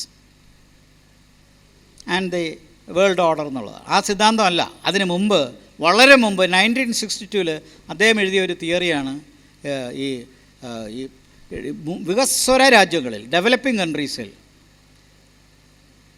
അവിടെ സ്റ്റെബിലിറ്റി വേണമെങ്കിൽ അതിന് ടൈറ്റിൽ തന്നെ political order in developing societies എന്നായിരുന്നു. Political order in developing societies. അദ്ദേഹത്തിൻ്റെ പ്രഡിക്ഷൻ 3-ാം ലോക രാജ്യങ്ങളിൽ പൊളിറ്റിക്കൽ ഓർഡർ ഉണ്ടാകണമെങ്കിൽ പട്ടാളം ഉണ്ടായാലേ പറ്റൂ. ആ മിലിറ്ററിയുടെ പവർ അവിടെ ഉണ്ട്. അതിൽ മാത്രമേ ഇത് നിൽക്കത്തുള്ളൂ. പാശ്ചാത്യ അധ്യാപകരും പണ്ഡിതന്മാരുമെല്ലാം ഈ തിയറിയെ സബ്സ്ക്രൈബ് ചെയ്ത് മിക്ക രാജ്യങ്ങളിലും അവർ നോക്കിയപ്പോൾ പട്ടാള ഭരണം വരുന്നു, രാജ്യം വിഭജിക്കപ്പെടുന്നു, തകർന്നു പോകുന്നു, ശിഥിലീകരിക്കുന്നു, വീണ്ടും രൂപീകരിക്കുന്നു. Exception is India. ഫോർമലായിട്ട് നമ്മൾ ഡെമോക്രസിയെ സസ്പെൻഡ് ചെയ്തത് 22 മാസം മാത്രമാണ്. June 26, 1975, March 22, 1977. എമർജൻസി പ്രഖ്യാപിച്ച് 2-ാമത്തെ ആഴ്ചയാണ് ഞാൻ കോളേജ് അധ്യാപകനാകുന്നത്. ഗവൺമെൻറ് കോളേജ് ചിറ്റൂരിൽ കോളേജ് അധ്യാപകനായിട്ട് പോകുമ്പോൾ എൻ്റെ അധ്യാപകരൊക്കെ പറഞ്ഞു, കാര്യമൊക്കെ ശരി തന്നെ, അവിടെ ചെന്ന് ക്രിട്ടിക്കലായിട്ടൊന്നും പറയരുത്, ചുവരുകൾക്ക് പോലും കാതുണ്ടാകും. അപ്പോൾ അടിയന്തരാവസ്ഥയിൽ പൊളിറ്റിക്കൽ സയൻസ് പഠിപ്പിക്കാൻ എത്ര പാടാണെന്ന് അനുഭവിച്ച ഒരാളാണ് ഞാൻ. തിയറി മാത്രം, science of the state, study of state and government, ടെക്സ്റ്റുവലായിട്ടുള്ള കാര്യങ്ങൾ പറഞ്ഞ് ഒരു എക്സാമ്പിൾ, ഒരു അനാലിസിസ് നടത്താൻ പറ്റില്ല. ഞാൻ പറഞ്ഞു വന്നത്, നമുക്ക് ജനാധിപത്യം നഷ്ടപ്പെടുമ്പോഴേ അതിൻ്റെ വിലയറിയുകയുള്ളൂ. അതേസമയം നമ്മൾ വന്ന പശ്ചാത്തലം എന്താണ്? കഠിനമായ അൺടച്ചബിലിറ്റിയും ഹൈറാർക്കിയുമുള്ളൊരു സൊസൈറ്റിയാണ്. അപ്പോൾ ഹൈറാർക്കിക്കൽ സൊസൈറ്റിയിൽ അൺടച്ചബിലിറ്റിയും ഫ്യൂഡലിസവും പേട്രിയാർക്കിയും കാസ്റ്റ് സിസ്റ്റവും 11-ാം നൂറ്റാണ്ടിൽ കാസ്റ്റ് സിസ്റ്റം, ഇതൊന്നും മാറ്റാതെ കോൺസ്റ്റിറ്റ്യൂഷൻ കൊണ്ട് ഇതിനെ എല്ലാം ഇറേസ് ചെയ്യാനാണ് ശ്രമിച്ചത്. അത് ഒറ്റ രാത്രി കൊണ്ട് നടക്കില്ല. അതാണ് ഭരണഘടന ഇവോൾവ് ചെയ്യുന്നു എന്ന് പറയുന്നത്. അൺടച്ചബിലിറ്റി ഇവോൾവ് ചെയ്ത് നശിപ്പിച്ചു എന്ന് നമ്മൾ പറഞ്ഞെങ്കിലും നിങ്ങളുടെ പേരൻസ് അല്ലെങ്കിൽ ഗ്രാൻഡ് പേരൻസിനൊക്കെ ചോദിച്ചാൽ അവർ കണ്ടിട്ടുണ്ടാവും കേരളത്തിൽ പോലും തൊട്ടുകൂടായ്മ, ജാതിയുടെ പ്രത്യേകം, രാഷ്ട്രീയത്തിൻ്റെ മതത്തിൻ്റെ പ്രത്യേകം, അങ്ങനെ തിരിഞ്ഞ് ഇതിനൊക്കെ പുറമെ പുരുഷ മേധാവിത്വമുള്ള, ജന്മിത്വ സ്വഭാവമുള്ള, ഇത്രയും ഡെമോക്രസിക്ക് ഒരു വളക്കൂറുമില്ലാത്ത ഒരു രാജ്യത്താണ് ഭരണഘടന കൊണ്ടുവന്ന് ഇംപ്ലിമെൻ്റ് ചെയ്തത്. ഇപ്പോൾ തിരിഞ്ഞു നോക്കുമ്പോൾ ഞങ്ങൾക്കൊക്കെ വലിയ സന്തോഷമുണ്ട്. We survived. അതുകൊണ്ടാണ് ഞാൻ അന്ന് ആ നേതാവിനടുത്ത് ഞാൻ പറഞ്ഞത്, ഇത്രയും ബുദ്ധിമുട്ട്, ഈ കഷ്ടപ്പാടെല്ലാം കഴിഞ്ഞ് നമ്മൾ ഇവിടം വരെ വരാമെങ്കിൽ ഇനി നമ്മൾ മുന്നോട്ട് പോകും. ഒരുപാട് പ്രശ്നങ്ങൾ നമുക്കുണ്ട്. ഉദാഹരണമായിട്ട് ലിബർട്ടി, ഇക്വാളിറ്റി, ഫ്രറ്റേണിറ്റി, അതിലേത് വേണമെങ്കിലും എടുക്കാം. ഈയിടയ്ക്ക് ഞാൻ വകുപ്പുകളെ ഉദ്ദേശിച്ച് എല്ലാം പറയുന്നില്ല, പക്ഷേ എന്നാലും റിഫ്ലക്ഷൻസ് ആയിട്ട് പറയുകയാണ്. സുപ്രീം കോടതി ജഡ്ജി പറഞ്ഞൊരു കാര്യമുണ്ട്. സോഷ്യലിസ്റ്റിക് എന്ന് പറയുന്ന വാക്ക്, സെക്കുലർ എന്ന് പറയുന്ന ഈ രണ്ട് വാക്കും പ്രിയാമ്പിളിൽ വരുന്നതിന് മുമ്പും രാജ്യം സെക്കുലർ തന്നെയായിരുന്നു. അതിൻ്റെ വകുപ്പുകൾ വേറെ ഉണ്ട്. ഫണ്ടമെൻ്റൽ റൈറ്റ്സിൽ തന്നെ അത് പറയുന്നുണ്ട്. ഇത് പ്രത്യേകിച്ച് 42ാമത്തെ ഭേദഗതിയിലാണ് കൊണ്ടുവന്നത്. പക്ഷേ ഇത് കൊണ്ടുവരുമ്പോഴും ഈ സോഷ്യലിസ്റ്റിക് അല്ലല്ലോ ഗ്ലോബലൈസേഷനിൽ. ഇന്നിപ്പം ഗ്ലോബലൈസേഷനാണോ ഉള്ളത്, അല്ലേ? ആഗോളീകരണത്തിൽ എവിടെയാണ് സോഷ്യലിസം? അപ്പോൾ ജഡ്ജ്മെൻറ്റിൽ, സുപ്രീം കോടതി ജഡ്ജ്മെൻറ്റ് ഒരു 6 മാസം മുമ്പ് വന്ന ജഡ്ജ്മെൻറ്റിൽ പറഞ്ഞത് നമ്മുടെ സോഷ്യലിസം എന്ന് പറഞ്ഞാൽ ഇൻക്ലൂഷൻ എന്നാണ്, ആൻഡ് ഡിസ്ട്രിബ്യൂഷൻ ഓഫ് റിസോഴ്സസ് എന്നാണ്. അപ്പോൾ ഉൽപ്പന്നങ്ങൾ വിതരണം ചെയ്യുകയും എല്ലാവരെയും ഉൾക്കൊള്ളിച്ചുകൊണ്ടുള്ള സാമൂഹിക പുരോഗതി, അതിനാണ് നമ്മൾ കൊണ്ടുവന്നിരിക്കുന്ന പല കാര്യങ്ങൾ. ഇപ്പോൾ ഉദാഹരണമായിട്ട് പോപ്പുലർ പ്രോഗ്രാംസ്, ഇപ്പോൾ ഇന്ദിരാഗാന്ധിയുടെ സമയത്ത് തുടങ്ങിയതാണ് ഈ 10 point programme, 20 point programme, NREP programme, ഇപ്പോൾ Mahatma Gandhi national rural employment guarantee act, ഇന്ന് തുടങ്ങിയ ഫുഡ് സെക്യൂരിറ്റി ആക്ട് ഇഷ്ടം പോലെ 100 കണക്കിന് വന്നു. ഇതെല്ലാം ഇൻക്ലൂഷനാണ്. പക്ഷെ അതിനു മുമ്പ് തന്നെ ഭരണഘടനയിൽ എഴുതാതെ പോയൊരു വകുപ്പുണ്ടായിരുന്നു, ഫസ്റ്റ് അമെൻമെൻറ്റാണെന്ന്. അതെന്താണെന്നറിയാം? സംവരണം. ഇത്രയും ചർച്ച ചെയ്തിട്ടും ഇക്വാളിറ്റിയുടെ കാര്യത്തിൽ പറയും there shall be no difference, പുരുഷനും സ്ത്രീയും തമ്മിൽ വ്യത്യാസം പാടില്ല, ജാതി മത വ്യത്യാസം പാടില്ല ഒക്കെ പറയുന്നു. പക്ഷേ സാമൂഹികമായും സാമ്പത്തികമായിട്ടും പിന്നോക്കം നിൽക്കുന്നവർക്ക് പ്രത്യേക സംവരണം ഏർപ്പെടുത്തണം എന്നുള്ള കാര്യം ഭരണഘടനയിൽ എഴുതാൻ വിട്ടുപോയി. മറന്നുപോയതാണോ എനിക്കറിയില്ല. കോൺസ്റ്റിറ്റ്യൂഷൻ ഇംപ്ലിമെൻ്റ് ചെയ്ത ഉടനെ തന്നെ ആദ്യത്തെ അമെൻമെൻറ്റായിട്ട് അത് വന്നു 1950-ൽ. ഇന്നിപ്പോൾ 106 അമെൻമെൻറ്റ്സായി കോൺസ്റ്റിറ്റ്യൂഷനിൽ. എണ്ണം കൂടിക്കൊണ്ടിരിക്കുന്നു. അമേരിക്കയിൽ 250 കൊല്ലമായിട്ട് 27 ഭേദഗതിയെ വന്നിട്ടുള്ളൂ. അത് റിജിഡ് കോൺസ്റ്റിറ്റ്യൂഷനാണ്. നമ്മുടേത് വലിയൊരു കോൺസ്റ്റിറ്റ്യൂഷൻ ആയതുകൊണ്ട് എവിടെ തൊട്ടാലും മർമ്മമാണ്. അതുകൊണ്ട് ആ ഭേദഗതി ഇല്ലാതെ പറ്റില്ല. We have to amend the constitution, അല്ലാതെ നിവൃത്തിയില്ല. അത്രയും വലിയ കോൺസ്റ്റിറ്റ്യൂഷനാണ്. ഒരു കോൺഗ്രഷണൽ ആക്ട് വഴി പ്രസിഡൻ്റ് ഒപ്പിടുന്ന പോലെയോ കോൺഗ്രസ് പാസ്സാക്കുന്ന പോലെ, കോൺഗ്രസ് അമേരിക്കൻ പാർലമെൻറ്റ് അതുപോലെയല്ല. ഇവിടെ എല്ലാം ഭേദഗതി കൂടിയേ പറ്റത്തുള്ളൂ മിക്ക കാര്യങ്ങൾ. അതുകൊണ്ടാണ് 106 ഭേദഗതികളായത്. ഇനിയും കൂടും, സംശയമൊന്നുമില്ല. ഞാൻ പറഞ്ഞു വന്നത്, കാമരാജ് ഉടനെ തന്നെ ഇംപ്ലിമെൻ്റ് ചെയ്ത് തൊട്ട് പിറകിൽ ഡൽഹിയിലേക്ക് പാഞ്ഞെത്തി. അദ്ദേഹം തമിഴ്നാട് മദ്രാസ് മുഖ്യമന്ത്രിയാണ്. അന്ന് മദ്രാസാണ്. കാരണം അവിടെ ഒരു കേസ് വന്നു, Champakam Dorairajan versus state of Madras. Medical college അഡ്മിഷനിൽ ജാതി ഉപയോഗിച്ച് അഡ്മിഷൻ നടത്തുന്നു. പക്ഷേ തമിഴ്നാട്ടിൽ ജാതി സംവരണം വന്നിട്ട് 1932 തൊട്ട് വന്നു. നമ്മുടെ തിരുവിതാംകൂറിലും വന്നു. ഇവിടെയൊക്കെ സംവരണമൊക്കെ പണ്ടേ ഉള്ളതാണ്. സ്വാതന്ത്ര്യം കിട്ടിയപ്പോൾ അത് ഇല്ല എന്നും കോൺസ്റ്റിറ്റ്യൂഷനിലെ റെലവൻറ്റ് വകുപ്പുകൾക്ക് വിരുദ്ധമാണെന്നും പറഞ്ഞൊരു കേസും ഉണ്ടായി. കാമരാജ് അതിൻ്റെ ബുദ്ധിമുട്ട് മനസ്സിലാക്കി നെഹ്റുവിനോട് ഇന്ന് കാര്യം പറഞ്ഞു. അപ്പോൾ നെഹ്റു മനസ്സിലാക്കി കോൺസ്റ്റിറ്റ്യൂഷൻ്റെ ലിറ്ററലായിട്ട് പോയാൽ പരാതി ശരിയാണ്, സംവരണം ഉണ്ടാകാൻ പാടില്ല. ഇമ്മീഡിയറ്റ്ലി നെഹ്റു പാർലമെൻറ്റ് വിളിച്ചുകൂട്ടി ഫസ്റ്റ് അമെൻമെൻറ്റ് കൊണ്ടുവന്നു. അതാണ് ആർട്ടിക്കിൾ 15-1-ലും 16-1-ലും വിദ്യാഭ്യാസ കാര്യത്തിനും തൊഴിൽ കാര്യത്തിനും സാമൂഹികമായും പിന്നോക്കം നിൽക്കുന്ന ആൾക്കാർക്ക് സംവരണം ഏർപ്പെടുത്താം. അന്ന് OBC റിസർവേഷൻ ഉണ്ടായിട്ടില്ല. പക്ഷേ തമിഴ്നാട്ടിലും കേരളത്തിലും OBC റിസർവേഷനാണ്. രാജ്യത്ത് SC/STക്കായിരുന്നു സംവരണം. OBC റിസർവേഷൻ വരുന്നത് പിൽക്കാലത്താണ്, 1990-ലാണ് വരുന്നത്. വളരെ കാലത്ത്. അതാണ് ഞാൻ പറഞ്ഞത്, കോൺസ്റ്റിറ്റ്യൂഷൻ ഈസ് എവല്യൂഷൻ. അത് ഇവോൾവ് ചെയ്തുകൊണ്ടേയിരിക്കും. ഇനിയും ഒരുപാട് മാറ്റങ്ങൾ വരും. അപ്പോൾ ചുരുക്കത്തിൽ ഈ മാറ്റങ്ങൾ വന്ന് ഈ സാഹചര്യം മുന്നോട്ട് പോയി. അമെൻമെൻറ്റുകൾ 106 വരെ എത്തി. ഒടുവിൽ ചില സംസ്ഥാനങ്ങളിൽ നമുക്കറിയാം, creamy layer issue, Indira Sahni കേസിൽ സംവരണം 50% കടക്കാൻ പാടില്ല എന്നൊരു ജഡ്ജ്മെൻറ്റുണ്ട്. ആ ജഡ്ജ്മെൻറ്റിനെ വയലേറ്റ് ചെയ്യുന്ന രീതിയിൽ തമിഴ്നാടിൻ്റെ പ്രഷറിൽ ഈ സംവരണം എന്നുള്ള ക്ലാസ് ലാൻഡ് റിഫോംസ് എന്ന് പറയുന്ന ഷെഡ്യൂളിൽ കൊണ്ടുവന്ന് അത് പാർലമെൻറ്റിൻ്റെയോ കോടതിയുടെയോ സ്ക്രൂട്ടണിക്ക് വിടാതെ മാറ്റി. അതിൻ്റെ ഫലമായിട്ട് തമിഴ്നാട്ടിൽ ഇന്ന് 69%, കർണാടകയിൽ 72% സംവരണമുണ്ട്. കേരളത്തിൽ 50% സീലിംഗ് വച്ചിരിക്കുന്നത്. പക്ഷേ 103ാമത്തെ ഭേദഗതിയിൽ കൂടി സാമ്പത്തികമായി പിന്നോക്കം നിൽക്കുന്ന ആൾക്കാർക്കും സംവരണം ഏർപ്പെടുത്തിയിട്ടുണ്ട്. അവർ മറ്റ് സംവരണം ഗുണങ്ങൾ കിട്ടുന്നവരാകരുത് എന്നുകൂടി പറയുന്നുണ്ട്. അങ്ങനെ സാമ്പത്തികമായിട്ടൊരു സീലിംഗ് വച്ചിട്ടുണ്ട്. ആ കാലാകാലങ്ങളിൽ ആ സീലിംഗ് മാറിക്കൊണ്ടേയിരിക്കും. ആ സീലിങ്ങിന് താഴെയുള്ളവരാണെങ്കിൽ സാമ്പത്തികമായിട്ട് അവർക്കും സംവരണം കൊടുത്തിട്ടുണ്ട്. അത് ഇപ്പോഴുള്ള സംവരണത്തിന് പുറമേ ഒരു 10% കൊടുത്തിരിക്കുന്നത് എന്ന് പറഞ്ഞാൽ മെറിറ്റിൻ്റെ കാറ്റഗറിയിൽ അത് അഫക്റ്റ് ചെയ്യുന്ന ബലം സാരത്തിൽ. അപ്പോൾ ചുരുക്കത്തിൽ ഞാൻ ഈ പറഞ്ഞു വന്ന സംവരണത്തിൻ്റെ ഇഷ്യൂ ആദ്യം എടുത്ത് പറയാൻ കാരണം, സോഷ്യൽ ഇൻക്ലൂഷൻ വരണമെങ്കിൽ ഇത്തരം കാര്യങ്ങൾ ചെയ്താലേ പറ്റൂ. സമൂഹത്തിന് പുതിയ തലമുറയെ വളർത്തിയെടുക്കണമെങ്കിൽ വിദ്യാഭ്യാസം വേണം. അത് പ്രൈമറി സ്കൂൾ തൊട്ട്, ഞങ്ങളൊക്കെ പ്രൈമറി സ്കൂളിലൊക്കെ പഠിക്കുന്ന സമയത്ത് സൗജന്യമായിട്ട് ഫുഡ് കൊണ്ടുവരുന്ന കണ്ടിട്ടുണ്ട്. അന്ന് കഞ്ഞി വണ്ടി എന്നാണ് പറഞ്ഞത്. കഞ്ഞി കൊണ്ടുവരുന്ന, ഉച്ചയ്ക്ക് കഞ്ഞിയാണെന്ന് കൊടുക്കുന്നത്. തിരുവനന്തപുരത്തെ കാര്യമാണ് പറഞ്ഞത്. കഞ്ഞി വണ്ടി വരുന്നു, കുട്ടികളെല്ലാം ഓടിച്ചെല്ലുന്ന, എല്ലാവരും പോയില്ല, പോകുന്നവർക്ക് കഞ്ഞി കൊടുക്കും. അതേപോലെ പാൽപ്പൊടി, അമേരിക്കയിലെ PL 480 സപ്പോർട്ടിൽ നമുക്ക് പാൽപ്പൊടി കിട്ടുമായിരുന്നു, കുട്ടികൾക്കെല്ലാം കിട്ടുമായിരുന്നു. ഇപ്പോഴതൊക്കെ മാറി പുതിയ രീതിയിൽ ഇപ്പോൾ മുട്ടയുണ്ട്, പാലുണ്ട്. കുട്ടികളെ പഠിക്കാൻ ഇരുത്തണ്ടേ, ഇല്ലെങ്കിൽ ഇവരെല്ലാം കന്നുകാലികളെ മേച്ചുകൊണ്ട് കിടക്കും. ഉത്തരേന്ത്യയിലെ കാര്യമാണ് ഞാൻ ഈ പ്രത്യേകിച്ച് പറയുന്നത്.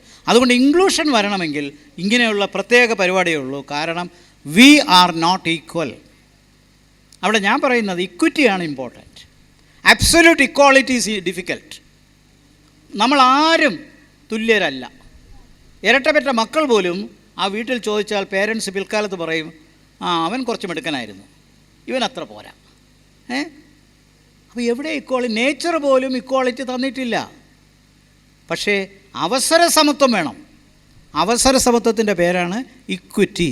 ആ ഇക്വിറ്റിയുടെ ടേംസിലാണ് നമ്മൾ ഈ പറഞ്ഞ കാര്യങ്ങളെല്ലാം കൊണ്ടുവരേണ്ടത്. റിസർവേഷനും പുതിയ ഫുഡ് സെക്യൂരിറ്റി ആക്ട്, നറീഗ, ഇങ്ങനെ തുടങ്ങി ഇപ്പോൾ വിധവ പെൻഷൻ, അതേപോലെ ട്രൈബ്സിന് പ്രത്യേക സപ്പോർട്ട് കൊടുക്കുക, പിന്നെ അൺവെഡ് മദേഴ്സിന് സപ്പോർട്ട് കൊടുക്കുക. ഇങ്ങനെ പ്രത്യേകം കാറ്റഗറിയിൽ കൊടുത്തില്ലെങ്കിൽ നമ്മൾ സോഷ്യൽ സെക്യൂരിറ്റി ഇല്ലാതെയാകും. ഇപ്പോൾ ചുരുക്കത്തിൽ നമ്മുടെ ഭരണഘടനയിലെ പ്രിയാമ്പിളിൽ പറഞ്ഞിരിക്കുന്ന ലിബർട്ടി, ഇക്വാളിറ്റി, ഫ്രട്ടേണിറ്റി, ഇതിൽ ഫസ്റ്റ് അമെൻമെൻറ്റിൽ ഞാൻ ഭരണഘടനയെക്കുറിച്ച് പറഞ്ഞാൽ 3 മണിക്കൂർ പോയാലും നമുക്ക് എത്തില്ല ഒരിടം, അതിനൊരു സമയവും ഇല്ല. ഫസ്റ്റ് അമെൻമെൻറ്റിൽ വളരെ ഡ്രാസ്റ്റിക്കായിട്ട് വന്ന ഒരു കാര്യം ലാൻഡ് റിഫോംസാണ്.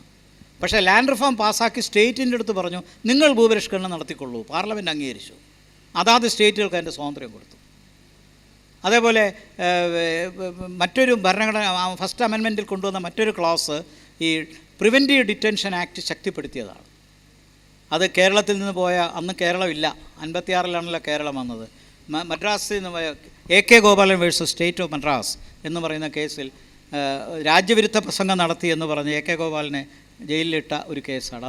അവിടെ നിന്നാണ് ഈ ഫസ്റ്റ് അമെൻമെൻറ്റിൽ ഈ ട്രീസൺ എന്താണെന്നും ആൻറ്റി നാഷണൽ സ്പീച്ചസ് എന്താണെന്നും ഇങ്ങനെ തുടങ്ങി ചുരുക്കത്തിൽ ഒരു അവകാശവും നമുക്ക് അബ്സൊല്യൂട്ടല്ല. ലിബർട്ടി ഉണ്ട്, അത് doesn't mean that you can do anything. Equality, എല്ലാവരും ഈക്വൽ അല്ല. ഫ്രട്ടേണിറ്റി വേണം, അതിന് വേണ്ടിയുള്ള ശ്രമങ്ങൾ വേണം. ഇപ്പോൾ ചുരുക്കത്തിൽ equity is more important, inclusiveness is more important. പിന്നെ വളരെ പെട്ടെന്ന് ഞാൻ ഭരണഘടനയുടെ അടിസ്ഥാന തത്വങ്ങളെക്കുറിച്ചൊന്ന് പറയാം. അതൊരു സെൻസ് ഉണ്ടാക്കും പുതിയ തലമുറയിലെ കുട്ടികൾക്ക്. അതുകൊണ്ട് അത് മാത്രം പറയാൻ പെട്ടെന്ന് സമയത്തിനിടയ്ക്ക് ശ്രമിക്കാം. ഭരണഘടനയിലെ 1971 വന്നൊരു കേസിൽ, അന്ന് ഇന്ദിരാഗാന്ധി പ്രധാനമന്ത്രിയായിരിക്കുന്ന സമയത്ത് ഭരണഘടനാ ഭേദഗതികളിൽ ഫണ്ടമെൻ്റൽ റൈറ്റ്സ് ഉൾപ്പെടെ ഏതൊരു വകുപ്പും ഭേദഗതി ചെയ്യാം എന്നൊരു അമെൻമെൻറ്റ് കൊണ്ടുവന്നു, 24th അമെൻമെൻറ്റ്. അതിനെ ചലഞ്ച് ചെയ്തുകൊണ്ട് കേരളത്തിലെ കാസർഗോഡ് അവിടുത്തെ മഠത്തിൽ നിന്ന് കേശവാനന്ദ ഭാരതി എന്ന് പറയുന്ന ഒരു മഠപതി, അദ്ദേഹം സന്യാസി, അദ്ദേഹം കൊടുത്ത കേസാണ് Kesavananda Bharati versus state of Kerala 1972 വിധിച്ചു. അടുത്ത വർഷം വിധിച്ചു.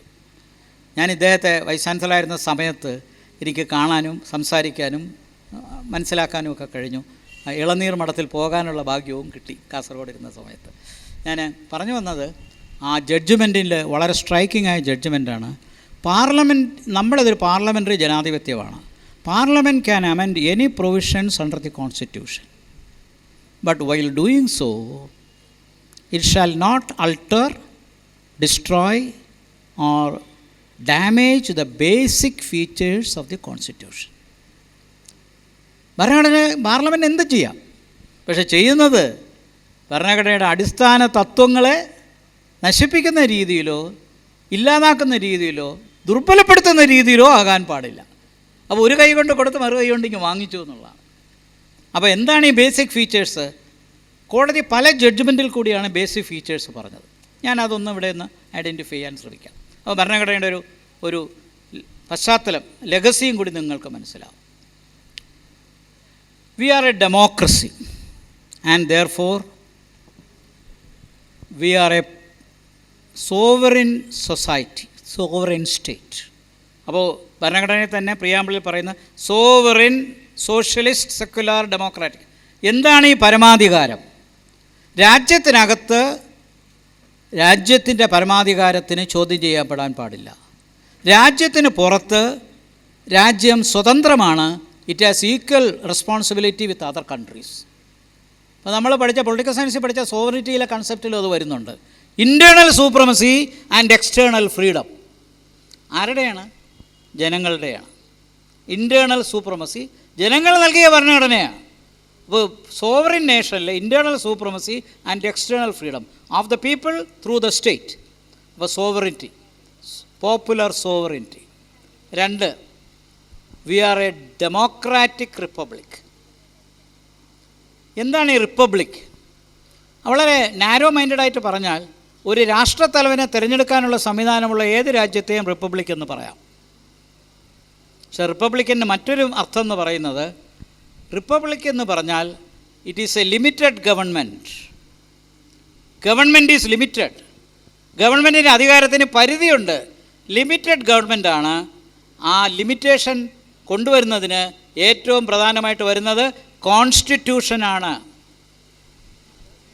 കോൺസ്റ്റിറ്റ്യൂഷണലിസം എന്നാണ് അതിനെ പറയുന്നത്, ലിമിറ്റഡ് ഗവൺമെൻറ്. ഇപ്പോൾ റിപ്പബ്ലിക്കിൽ റെപ്രസെൻറ്റേറ്റീവ് നേച്ചർ ഉണ്ടെന്നും ഒരർത്ഥമുണ്ട്.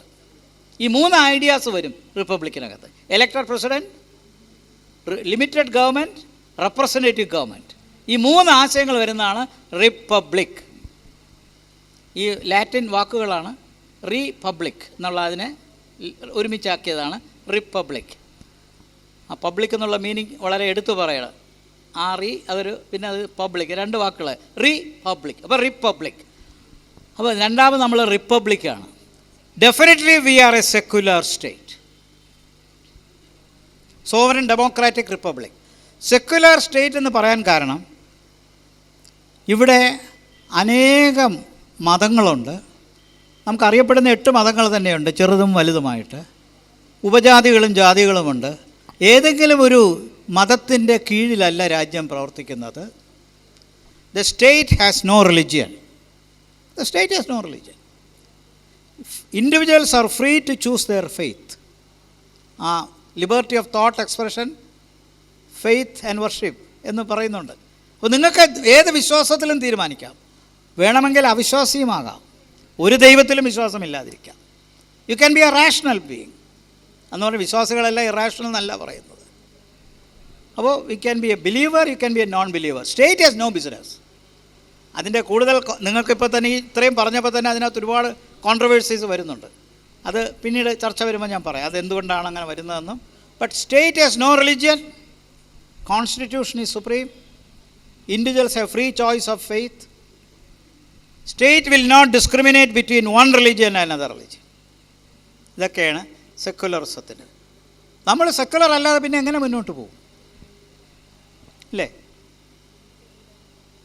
അന്ന് അവിഭക്ത ഇന്ത്യയിലായിരുന്നെങ്കിൽ ഇന്ന് ഏതാണ്ട് നമ്മൾ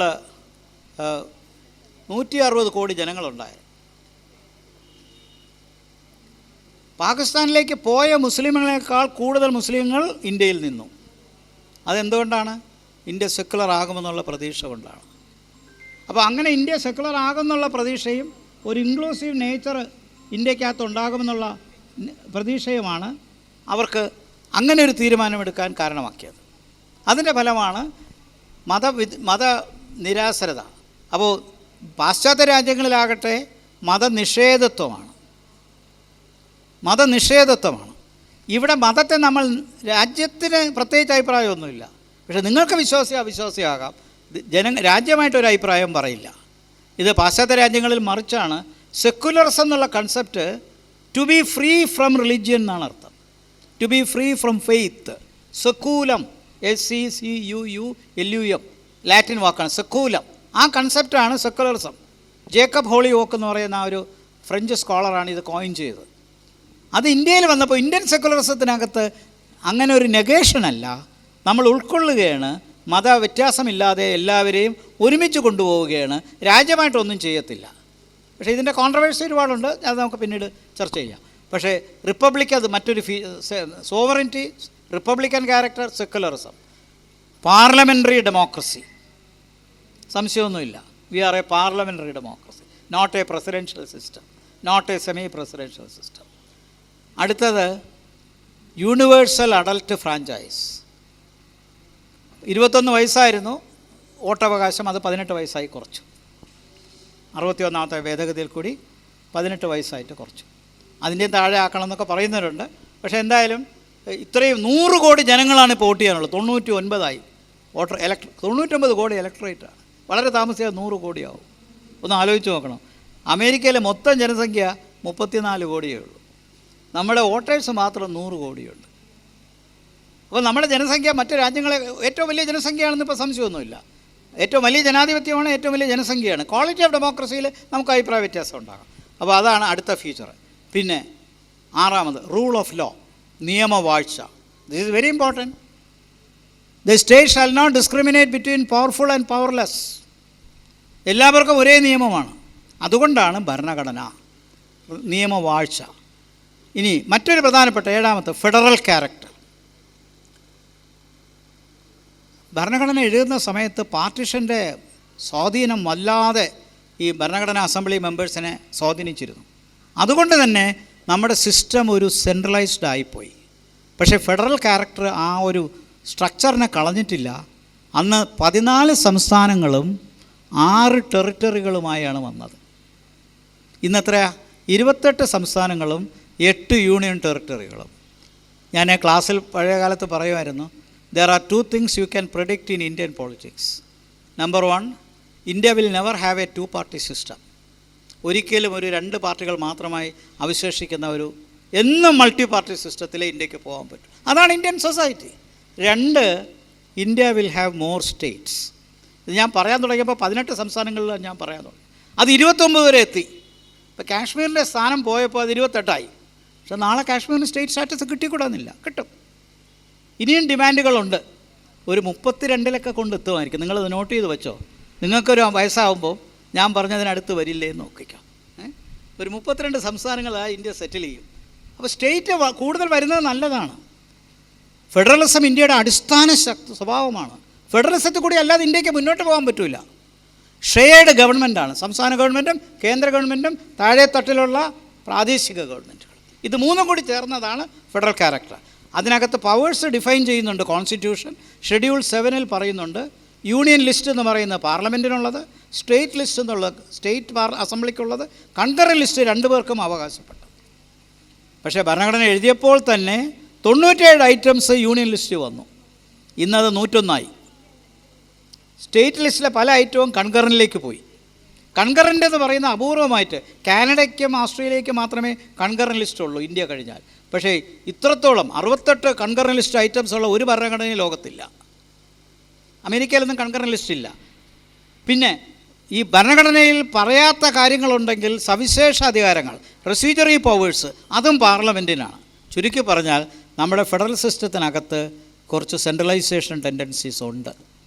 അതങ്ങനെ അന്ന് വരാൻ കാരണം സംസ്ഥാനങ്ങളുടെ India that is Bharat shall be A union of States എന്നാണ് ആർട്ടിക്കിൾ 1 പറയുന്നത്.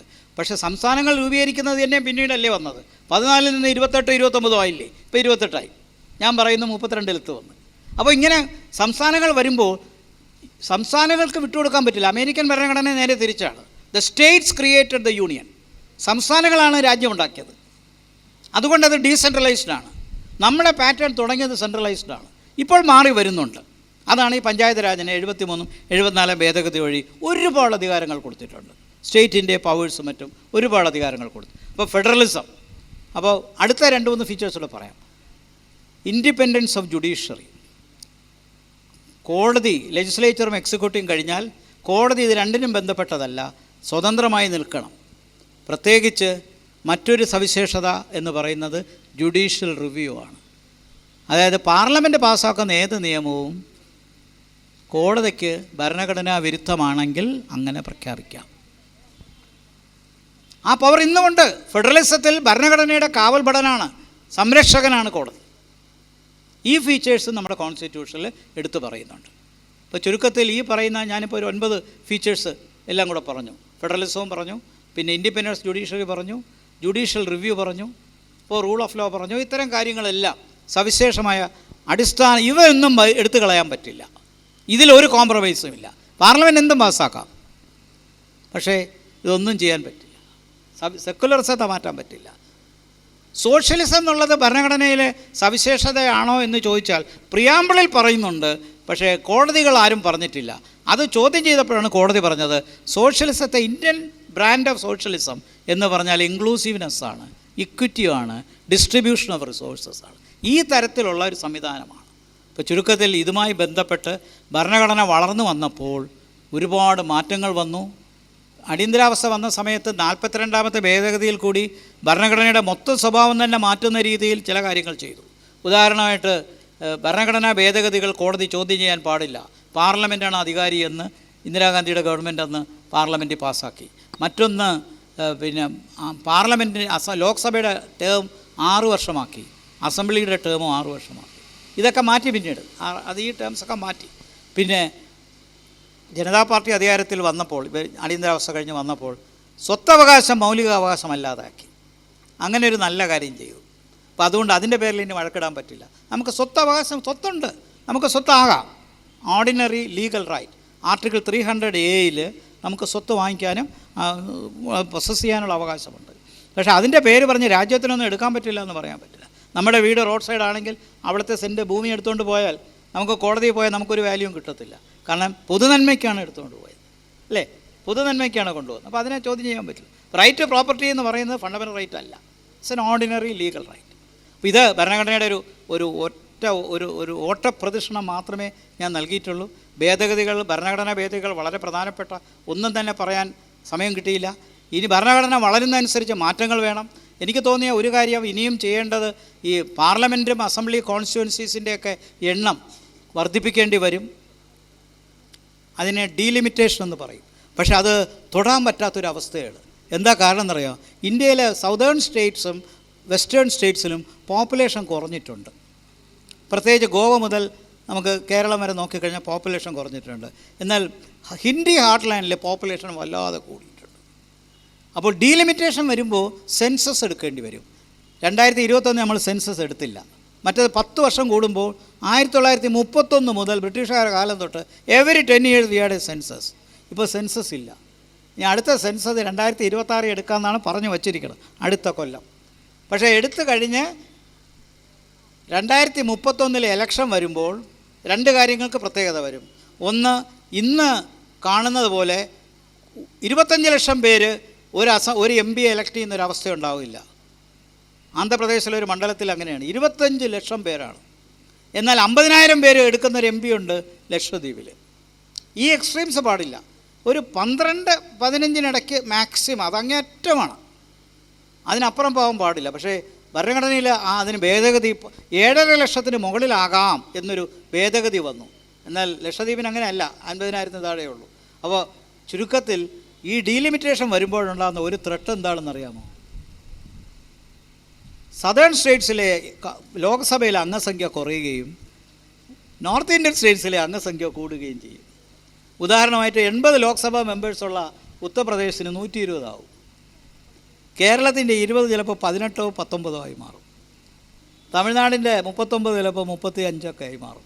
അപ്പോൾ ചുരുക്കത്തിൽ പോപ്പുലേഷൻ നന്നായിട്ട് പ്ലാൻ ചെയ്ത സംസ്ഥാനങ്ങൾക്ക് ശിക്ഷയും ഇത് ചെയ്യാത്തവർക്ക് പ്രൊമോഷൻ കൊടുക്കുന്നൊരവസ്ഥ. ഇതാണ് ഒരു കയ്യിൽ തൊട്ടാൽ പൊള്ളുന്നത്. എങ്ങനെ ഇത് ഡീൽ ചെയ്യുമെന്ന് എനിക്കറിഞ്ഞൂടാ.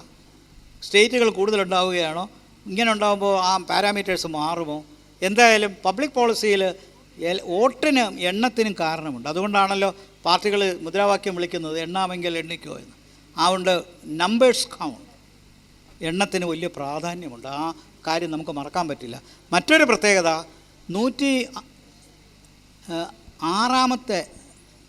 105ാമത്തെ ഭേദഗതി എന്തായിരുന്നു അറിയാമോ? പാർലമെൻറ്റിലും നിയമസഭകളിലും 1/3 സംവരണം സ്ത്രീകൾക്ക് ഏർപ്പെടുത്തിയിട്ടുണ്ട്. 1/3. ഇപ്പം അസംബ്ലിയിൽ പഞ്ചായത്തുകൾ 50% അല്ലേ? 1/3 50 മാറി. 2031 ഇലക്ഷനിൽ 1/3 reservation of seats will go to women. അത് അസംബ്ലിയിലും പാർലമെൻറ്റിലും. അത് നല്ലൊരു തീരുമാനമാണ്. പക്ഷേ അതിനെ കൂട്ടിക്കെട്ടിയത് ഡീലിമിറ്റേഷൻ കൂടിയാണ്. അതിപ്പോൾ ഒരു കേസ് പോയിട്ടുണ്ട്, ഡീലിമിറ്റേഷനായിട്ട് കൂട്ടിക്കെട്ടണ്ട, അല്ലാതെ സ്ത്രീകൾക്ക് 1/3 കൊടുക്കണമെന്ന്. അങ്ങനെ വന്നാൽ അത് സാമൂഹ്യ പുരോഗതിക്ക് ഗുണം ചെയ്യും. കാരണം സ്ത്രീകളുടെ കാര്യങ്ങൾ കുറച്ചുകൂടി ശക്തമായി പറയാൻ സ്ത്രീകൾക്ക് അവസരമുണ്ടാകും. അതുകൊണ്ട് ആ ഭേദഗതിക്കും അതിൻ്റേതായൊരു പ്രാധാന്യമുണ്ട്. 105-ാമത്തെ ഭേദഗതി. ആകെ 106 ഭേദഗതിയാണ് ഉള്ളത്. ഞാൻ ഇവിടെ താൽക്കാലികമായിട്ട് ഇവിടെ നിർത്തുകയാണ്. സമയം വല്ലാണ്ടും കടന്നുപോയി. ഞങ്ങൾ തുടങ്ങിയപ്പോഴും വൈകി എന്നുള്ളത് ഓർക്കുക. എന്നാലും കുറച്ച് ചോദ്യങ്ങൾക്ക് സമയമുണ്ടെങ്കിൽ ആകാം. ഞാൻ ഭരണഘടനയോട് അതിൻ്റെ ചർച്ചകളെ സാധാരണ ഇതിൻ്റെ ഒരു പൊട്ടൻഷ്യൽ അനുസരിച്ച് ഒരു 3 മണിക്കൂറൊക്കെ കിട്ടിയാലേ എവിടെയെങ്കിലുമൊക്കെ എത്താൻ പറ്റുള്ളൂ. നമുക്ക് 1 മണിക്കൂർ പോലും കിട്ടിയില്ല എന്നുള്ളതാണ് വസ്തുത. എന്നാലും ഒരു ഓട്ട പ്രദർശനം നടത്താൻ കഴിയും. Thank you. Okay, thank you sir. വളരെ സാരസമ്പൂർണമായ ഒരു പ്രഭാഷണം വളരെ ചുരുങ്ങിയ സമയത്തിൽ സാർ നിർവഹിച്ചു. ചെയർ കൂടുതലൊന്നും പറയുന്നില്ല. ഇനി ചോദ്യങ്ങൾക്ക് സമയം.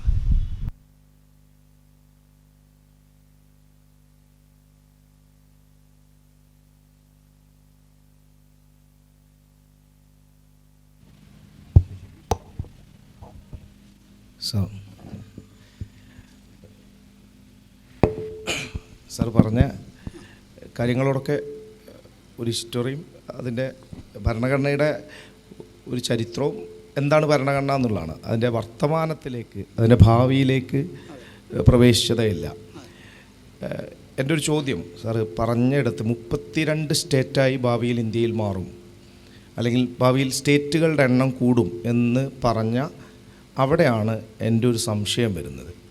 ഇന്ത്യൻ ഭരണഘടനയുടെ 1-ാമത്തെ വകുപ്പ് India shall be Bharat, that is the union of state. അതെ, India that is Bharat shall be the union of state. ഈ യൂണിയൻ ഓഫ് സ്റ്റേറ്റ് എന്ന് നമ്മൾ പ്രയോഗിക്കേണ്ട സമയം, യൂണിയൻ ഓഫ് സ്റ്റേറ്റ് പ്രയോഗിക്കാനുള്ള 2 കാരണങ്ങൾ ഞാൻ വിശദീകരിക്കണ്ടല്ലോ. അതിലൊന്ന് ഇന്ത്യയുടെ ഈ ബഹുസ്വരത സംരക്ഷിക്കുക എന്നുള്ളതാണ്. ഈ ബഹുസ്വരത സംരക്ഷിക്കുക എന്നുള്ള ആ ക്ലോസിനെ ഭയപ്പെടുന്നവർ ഇന്ന് ഈ രാജ്യം ഭരിക്കുന്നുണ്ട്. അവരുടെ ടെക്സ്റ്റ് അഥവാ സംഘപരിവാരത്തിൻ്റെ വിചാരധാരയുടെ 23-ാം അധ്യായം ഞാൻ കോട്ട് ചെയ്യുന്ന കുരുക്ഷേത്ര പബ്ലിക്കേഷൻ്റെ മലയാളം ടെക്സ്റ്റാണ് 1986. അതിൽ 23-ാം അധ്യായത്തിൻ്റെ ഹെഡിങ് ഏകഘടക രാഷ്ട്രം ആവശ്യം എന്നാണ്.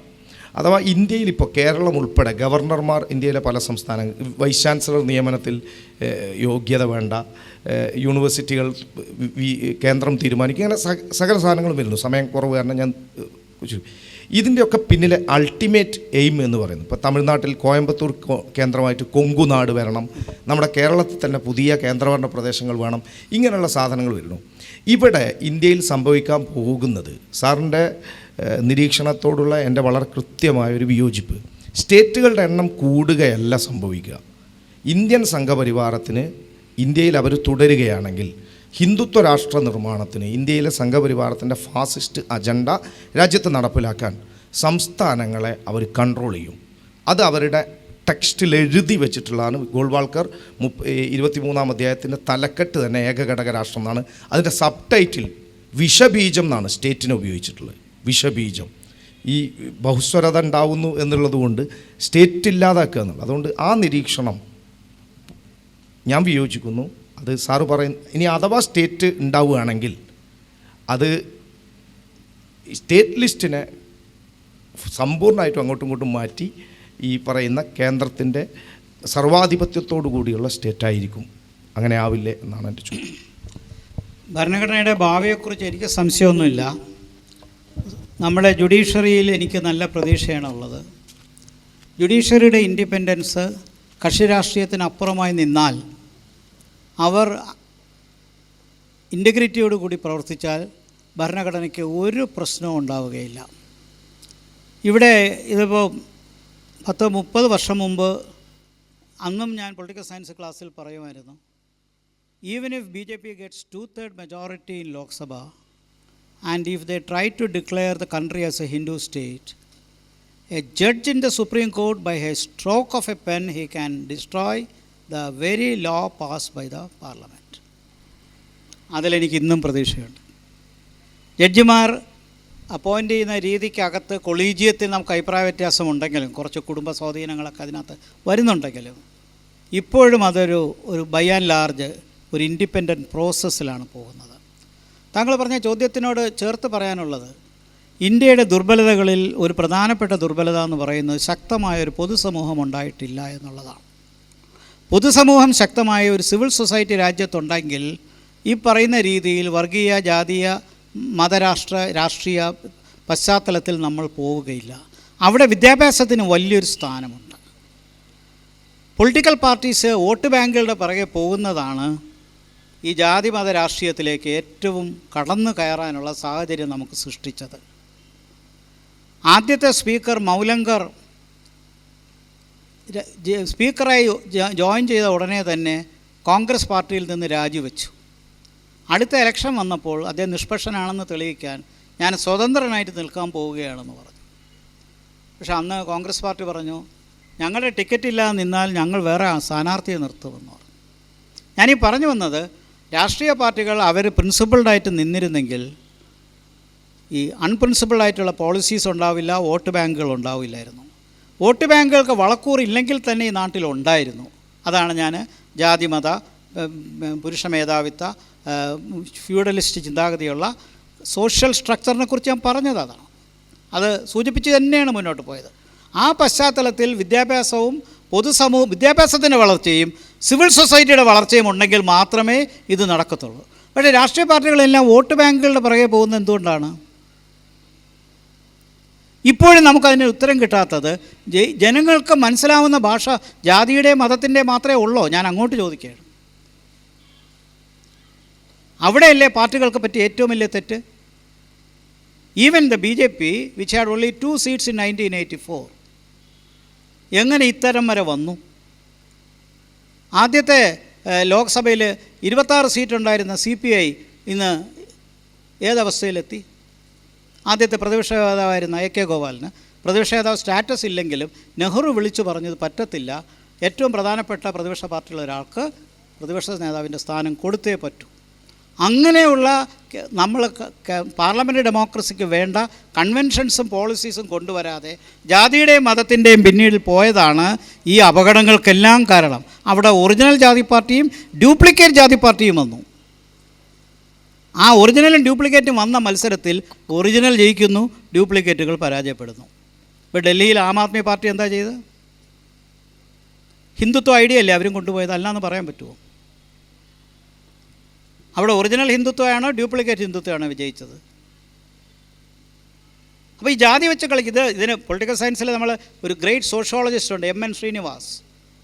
അദ്ദേഹം 51 കൊളംബിയ യൂണിവേഴ്സിറ്റിയിൽ സമർപ്പിച്ച ഒരു PhD തീസിസ് മൈസൂറിലെ നഗരത്തിലെ, അന്നൊരു ചെറിയ നഗരമാണ്, ആ ചെറിയ നഗരത്തിലെ സോഷ്യലൈസേഷനെക്കുറിച്ച് പഠിച്ചപ്പോൾ അവിടുത്തെ ജനങ്ങളുടെ ഇടയിൽ ഈ സോഷ്യലൈസേഷൻ ക്രോഡീകരിക്കുന്നത് ജാതിയുടെ അടിസ്ഥാനത്തിലാണെന്ന് അദ്ദേഹത്തിന് മനസ്സിലായി. അന്ന് അദ്ദേഹം എഴുതിയ തീസിസിൽ, അന്ന് ഇത്രയൊന്നും പൊളിറ്റിക്സ് ഡെവലപ്പ് ചെയ്തിട്ടില്ല, വോട്ട് ബാങ്ക് എന്നൊരു പേര് അദ്ദേഹം എഴുതി ചേർത്തു. പിന്നീട് ഇന്ത്യൻ രാഷ്ട്രീയത്തിൻ്റെ മർമ്മമായത് മാറി. ആരും പ്രതീക്ഷിച്ചതല്ല അങ്ങനെ ആകുമെന്ന്.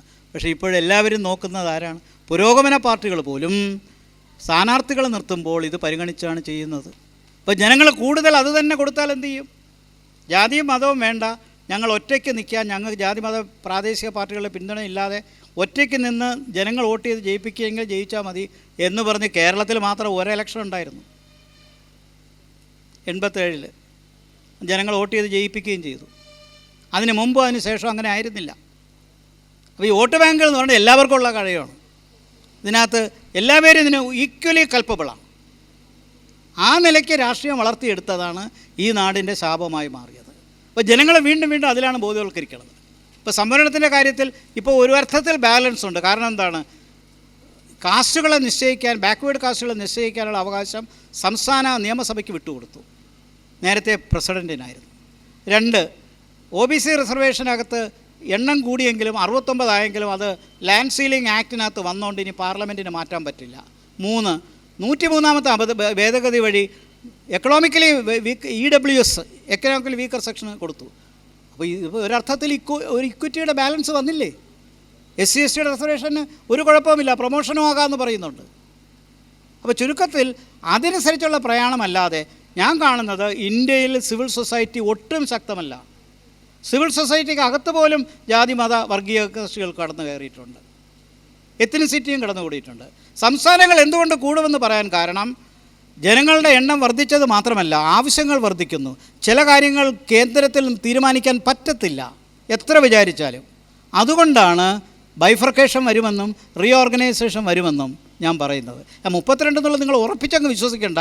30 ആകാം, 33 ആകാം. ഇല്ല, സ്റ്റേറ്റ്സിൻ്റെ പവർ ഇനി അങ്ങനെ കുറയ്ക്കാൻ പറ്റില്ല. അതാണ് ഞാൻ പറഞ്ഞത്.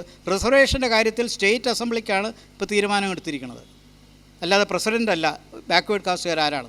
But I agree on the point that ഫെഡറലിസത്തിനകത്ത് ഒരു സെൻട്രലൈസേഷൻ ഫീച്ചേഴ്സ് ഉണ്ട്. അത് റൈറ്റ് ഫ്രം ദ ഡേ ഭരണഘടന എഴുതിയപ്പോൾ തൊട്ട് ഉണ്ടാക്കിയതാണ്. അതിപ്പോഴും തുടരുന്നുണ്ട്. അങ്ങനെ തുടരുന്നത് ഫെഡറലിസത്തിനെ ദുർബലപ്പെടുത്തും. പക്ഷേ അതിന് വേണ്ടത് എന്താണ്? സംസ്ഥാനങ്ങളിലും കേന്ദ്രത്തിലും വ്യത്യസ്ത പാർട്ടികൾ അധികാരത്തിൽ വന്നാൽ ആ പ്രശ്നം തീരും. പക്ഷേ അതിനെതിരായ തിയറിയാണ് ഡബിൾ എഞ്ചിൻ ഗവൺമെൻറ്. നമ്മൾ കോൺസ്റ്റിറ്റ്യൂഷനിൽ വിട്ടുപോയി ഡബിൾ എഞ്ചിൻ ഗവൺമെൻറ്. ഈ ഡബിൾ എഞ്ചിൻ ഗവൺമെൻറ് ആദ്യം ഇന്ത്യയിൽ ചാമ്പ്യൻ ചെയ്ത ആരാണെന്ന് അറിയാമോ? കേരളത്തിലെ ഒരു രാഷ്ട്രീയ നേതാവാണ്, കരുണാകരനായിരുന്നു. അദ്ദേഹമാണ് ഈ ആശയം ആദ്യം പറഞ്ഞത്. കേന്ദ്രവും സംസ്ഥാനവും ഒരു വർഷം ഭരിച്ചാൽ ആ സംസ്ഥാനത്തിന് പുരോഗതി ഉണ്ടാകും. ഇന്ന് മോദി അതിനെ ഡബിൾ എഞ്ചിൻ ഗവൺമെൻറ് എന്നാക്കി. അപ്പോൾ ഫെഡറലിസത്തിൽ അങ്ങനെയല്ല, രണ്ടും ആകാം. ഇപ്പോൾ ഫെഡറലിസത്തിനകത്ത് ഞാൻ പറയുന്നത് ഹെൽത്തി കോമ്പറ്റീഷൻ വേണമെങ്കിൽ ഓരോ സംസ്ഥാനവും ഞങ്ങളുടെ സംസ്ഥാനം മറ്റതിനേക്കാൾ മെച്ചമാണ്, അങ്ങനെ ഇന്നും അങ്ങനെ മെച്ചമാണെന്ന് വാശി വെച്ച് മത്സരിക്കുന്ന ഒരു സംസ്ഥാനം നമ്മുടെ അയൽപ്പക്കത്തുള്ള തമിഴ്നാടാണ്. ഗ്രോസ് എൻറോൾമെൻറ്റ് റേഷ്യോ എഡ്യൂക്കേഷനിൽ കേരളത്തെ തോപ്പിച്ച് 47.2, ഇന്ത്യയുടെ ആവറേജ് 28.2, കേരളം 35 എന്തോ ആണ്. നമ്മളെക്കാൾ മുകളിലെത്തി. തമിഴ്നാട്ടിൽ ആ ഒരു പ്രാദേശിക ഫീലിംഗ് ശക്തമായതുകൊണ്ട്, തമിഴകം എന്നുള്ള ഫീലിംഗ് ഉള്ളതുകൊണ്ട് ആ റീജിയണൽ പൊളിറ്റിക്സിൽ അവർ ഒരുമിച്ച് നിൽക്കുകയാണ്. അതുകൊണ്ട് തന്നെ അവർക്ക് പുരോഗതിയുണ്ട്, അഴിമതിയൊക്കെ ഉണ്ട്, പക്ഷേ പുരോഗതിയുണ്ട്. അവിടുത്തെ ഭരണത്തിനകത്തും ഫാസിസമുണ്ട്, അവിടുത്തെ ഭരണത്തിനകത്തും ഈ ഏകാധിപത്യ സ്വഭാവമുണ്ട്, പക്ഷേ അവിടെ നല്ല പുരോഗതിയും കാണുന്നുണ്ട്. പക്ഷേ ഞാൻ കാണുന്നത് സംസ്ഥാനങ്ങളുടെ എണ്ണം കൂടുന്നത് നല്ലതാണ്. കാരണം കോമ്പറ്റീഷൻ വരും, സംസ്ഥാനങ്ങൾ തമ്മിൽ കോമ്പറ്റീഷൻ വരും. സംസ്ഥാനങ്ങൾക്ക് അന്തർദേശീയ എഗ്രിമെൻറ്റ് വരെ നടത്താൻ ഇപ്പോഴത്തെ സെറ്റപ്പിൽ പറ്റും. ഇതിനൊക്കെ പുറമെ സംസ്ഥാനങ്ങളെ ഒരുമിച്ച് കൊണ്ടുവരാൻ പറ്റുന്ന ഭരണഘടനയിൽ പറഞ്ഞിരിക്കുന്ന article 263 provision for inter state council, അവിടെയൊക്കെ ചെന്ന് വാദിക്കണം. ഇതൊക്കെ ഒറ്റ പാർട്ടി ഭരിക്കുമ്പോൾ അത് പറ്റില്ല. ഇന്നും 20 സംസ്ഥാനങ്ങളിൽ BJP ഭരിക്കുകയാണ്.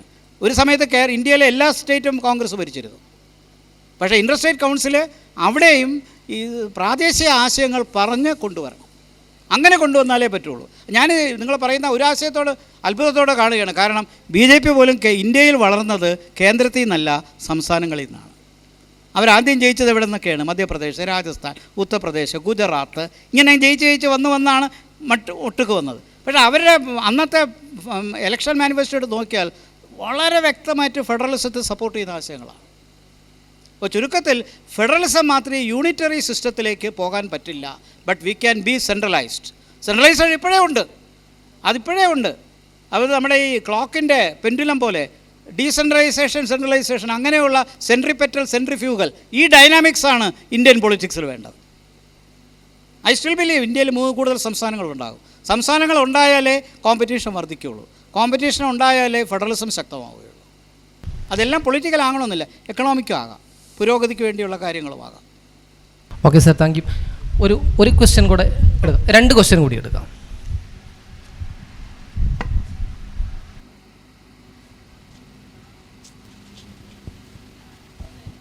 സാർ, ഒരു ചോദ്യം.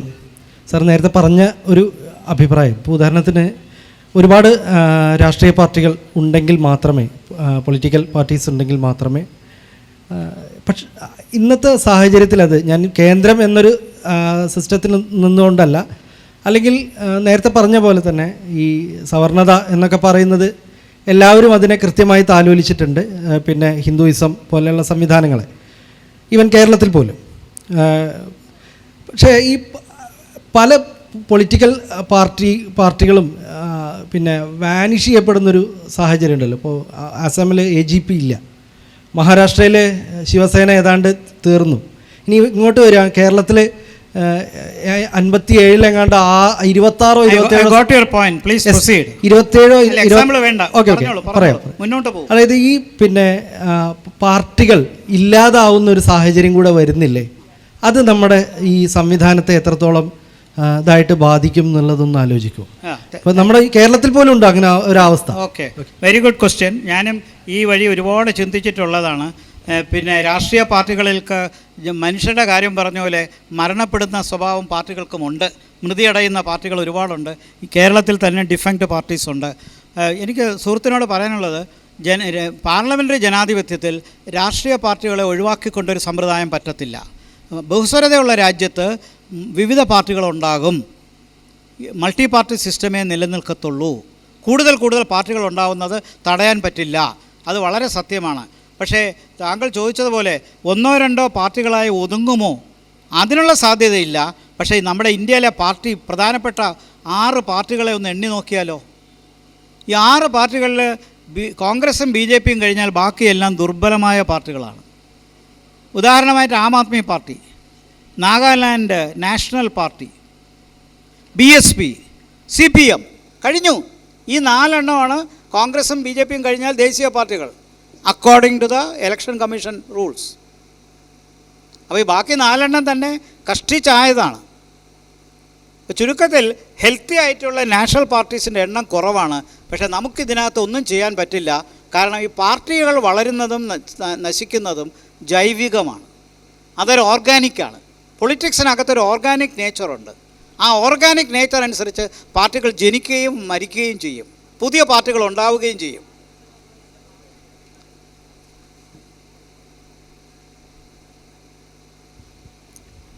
ഡയറക്റ്റ് ക്വസ്റ്റ്യനിലേക്ക് വന്നാൽ നന്നാവും. ഓക്കെ.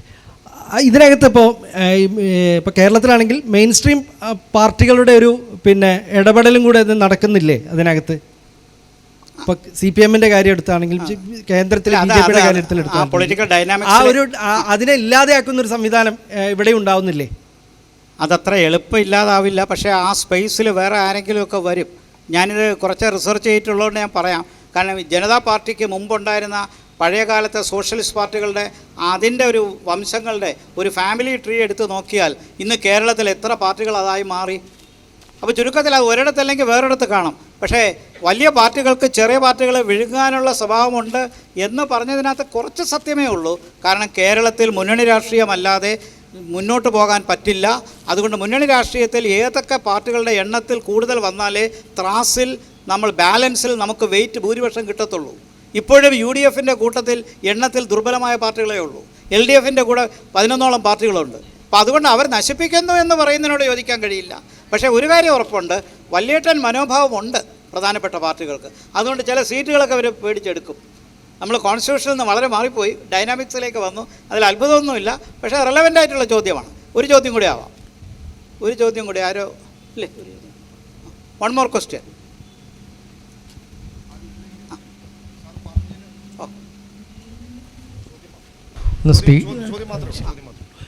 ജുഡീഷ്യറിയിൽ സാർ വളരെ വലിയ പ്രതീക്ഷ വെക്കുന്നുണ്ട്. ഒറ്റ ചോദ്യമേ ഉള്ളൂ. DY ചന്ദ്രചൂഡിനെ കുറിച്ച് ദുഷ്യന്ത് ദവേ മുന്നോട്ട് വെച്ച ആശങ്കകൾ സാറിൻ്റെ കാഴ്ചപ്പാടെന്നാണ്. ഞാൻ ദുഷ്യന്ത് ദവയുടെ കൂടെ. അതെ, ആയിക്കോട്ടെ, ഞാനുമാണ്. പക്ഷേ ചന്ദ്രചൂഡ് രാജിവെക്കുന്നവരങ്ങനെ ഇല്ലായിരുന്നു. ചന്ദ്രചൂഡിൻ്റെ കാലാവധിയുള്ള സമയത്ത് അദ്ദേഹം സ്വതന്ത്രനായിരുന്നു. ഇത് കഴിഞ്ഞിട്ടുള്ള അപകർഷണങ്ങൾക്ക് വേണ്ടി മാറുമ്പോഴാണ് ഈ പ്രശ്നം ഉണ്ടാകുന്നത്. അതെ, ചന്ദ്രചൂഡിൻ്റെ കാര്യം തന്നെ ഞാൻ പറയും. ചന്ദ്രചൂഡ് എത്രയോ ഇൻഡിപെൻഡൻ്റ് ആയിട്ടുള്ള ജഡ്ജ്മെൻറ്റ്സ് വന്നു. വളരെ ക്രിട്ടിക്കലായിട്ട് ആൻറ്റി ഗവൺമെൻറ് ജഡ്ജ്മെൻറ്റ്സ് കൊണ്ടുവന്നു. അതെ, അതിലാണ് കോൺട്രവേഴ്സി വന്നത്. അപ്പോൾ ചുരുക്കത്തിൽ അതിൻ്റെ ഉദ്ദേശം താൻ റിട്ടയർ ചെയ്യാറായെന്നും ഇത് കഴിഞ്ഞാൽ എന്തെങ്കിലും മേച്ചൽ സ്ഥലങ്ങൾ കിട്ടുമെന്നുള്ള പ്രതീക്ഷയിലായിരിക്കാം. അപ്പോൾ അതുകൊണ്ട് ഞാൻ ജുഡീഷ്യറി എന്ന് പറയുന്ന ഒരു ഇൻസ്റ്റിറ്റ്യൂഷനെയാണ്, ഒരു ജഡ്ജിനെ അല്ല, ഒരു വ്യക്തിയല്ല. ആ നിലയ്ക്കാണ് ഞാൻ ജുഡീഷ്യറിയിൽ പ്രതീക്ഷ വയ്ക്കുന്നത്. ഇനി അതിലും കൂടെ പ്രതീക്ഷയില്ലെങ്കിൽ എന്ത് ചെയ്യും? കാരണം മാധ്യമങ്ങളെല്ലാം പോയി കഴിഞ്ഞു. മാധ്യമങ്ങൾ മറക്കുക. മാധ്യമങ്ങളിലൊക്കെ ഞങ്ങളിപ്പോഴും സജീവമായി നിൽക്കുന്ന ആൾക്കാരാണ്. പക്ഷേ എന്നാലും പറയാം, മാധ്യമങ്ങൾക്കകത്ത് ഒരുപാട് പ്രശ്നങ്ങളുണ്ട്. അത് വേണമെങ്കിൽ ഡോക്ടർ സെബാസ്റ്റ്യൻ പോളൊക്കെ പറയുമായിരിക്കും. അതൊക്കെ ഒരുപാട് പ്രശ്നങ്ങളുണ്ട്. ഇപ്പോൾ ഫ്രീ മീഡിയ, സോഷ്യൽ മീഡിയ ഉൾപ്പെടെ. അതുകൊണ്ട് മീഡിയയിൽ നിങ്ങൾക്ക് വലിയ ജനാധിപത്യം പ്രതീക്ഷിക്കേണ്ട.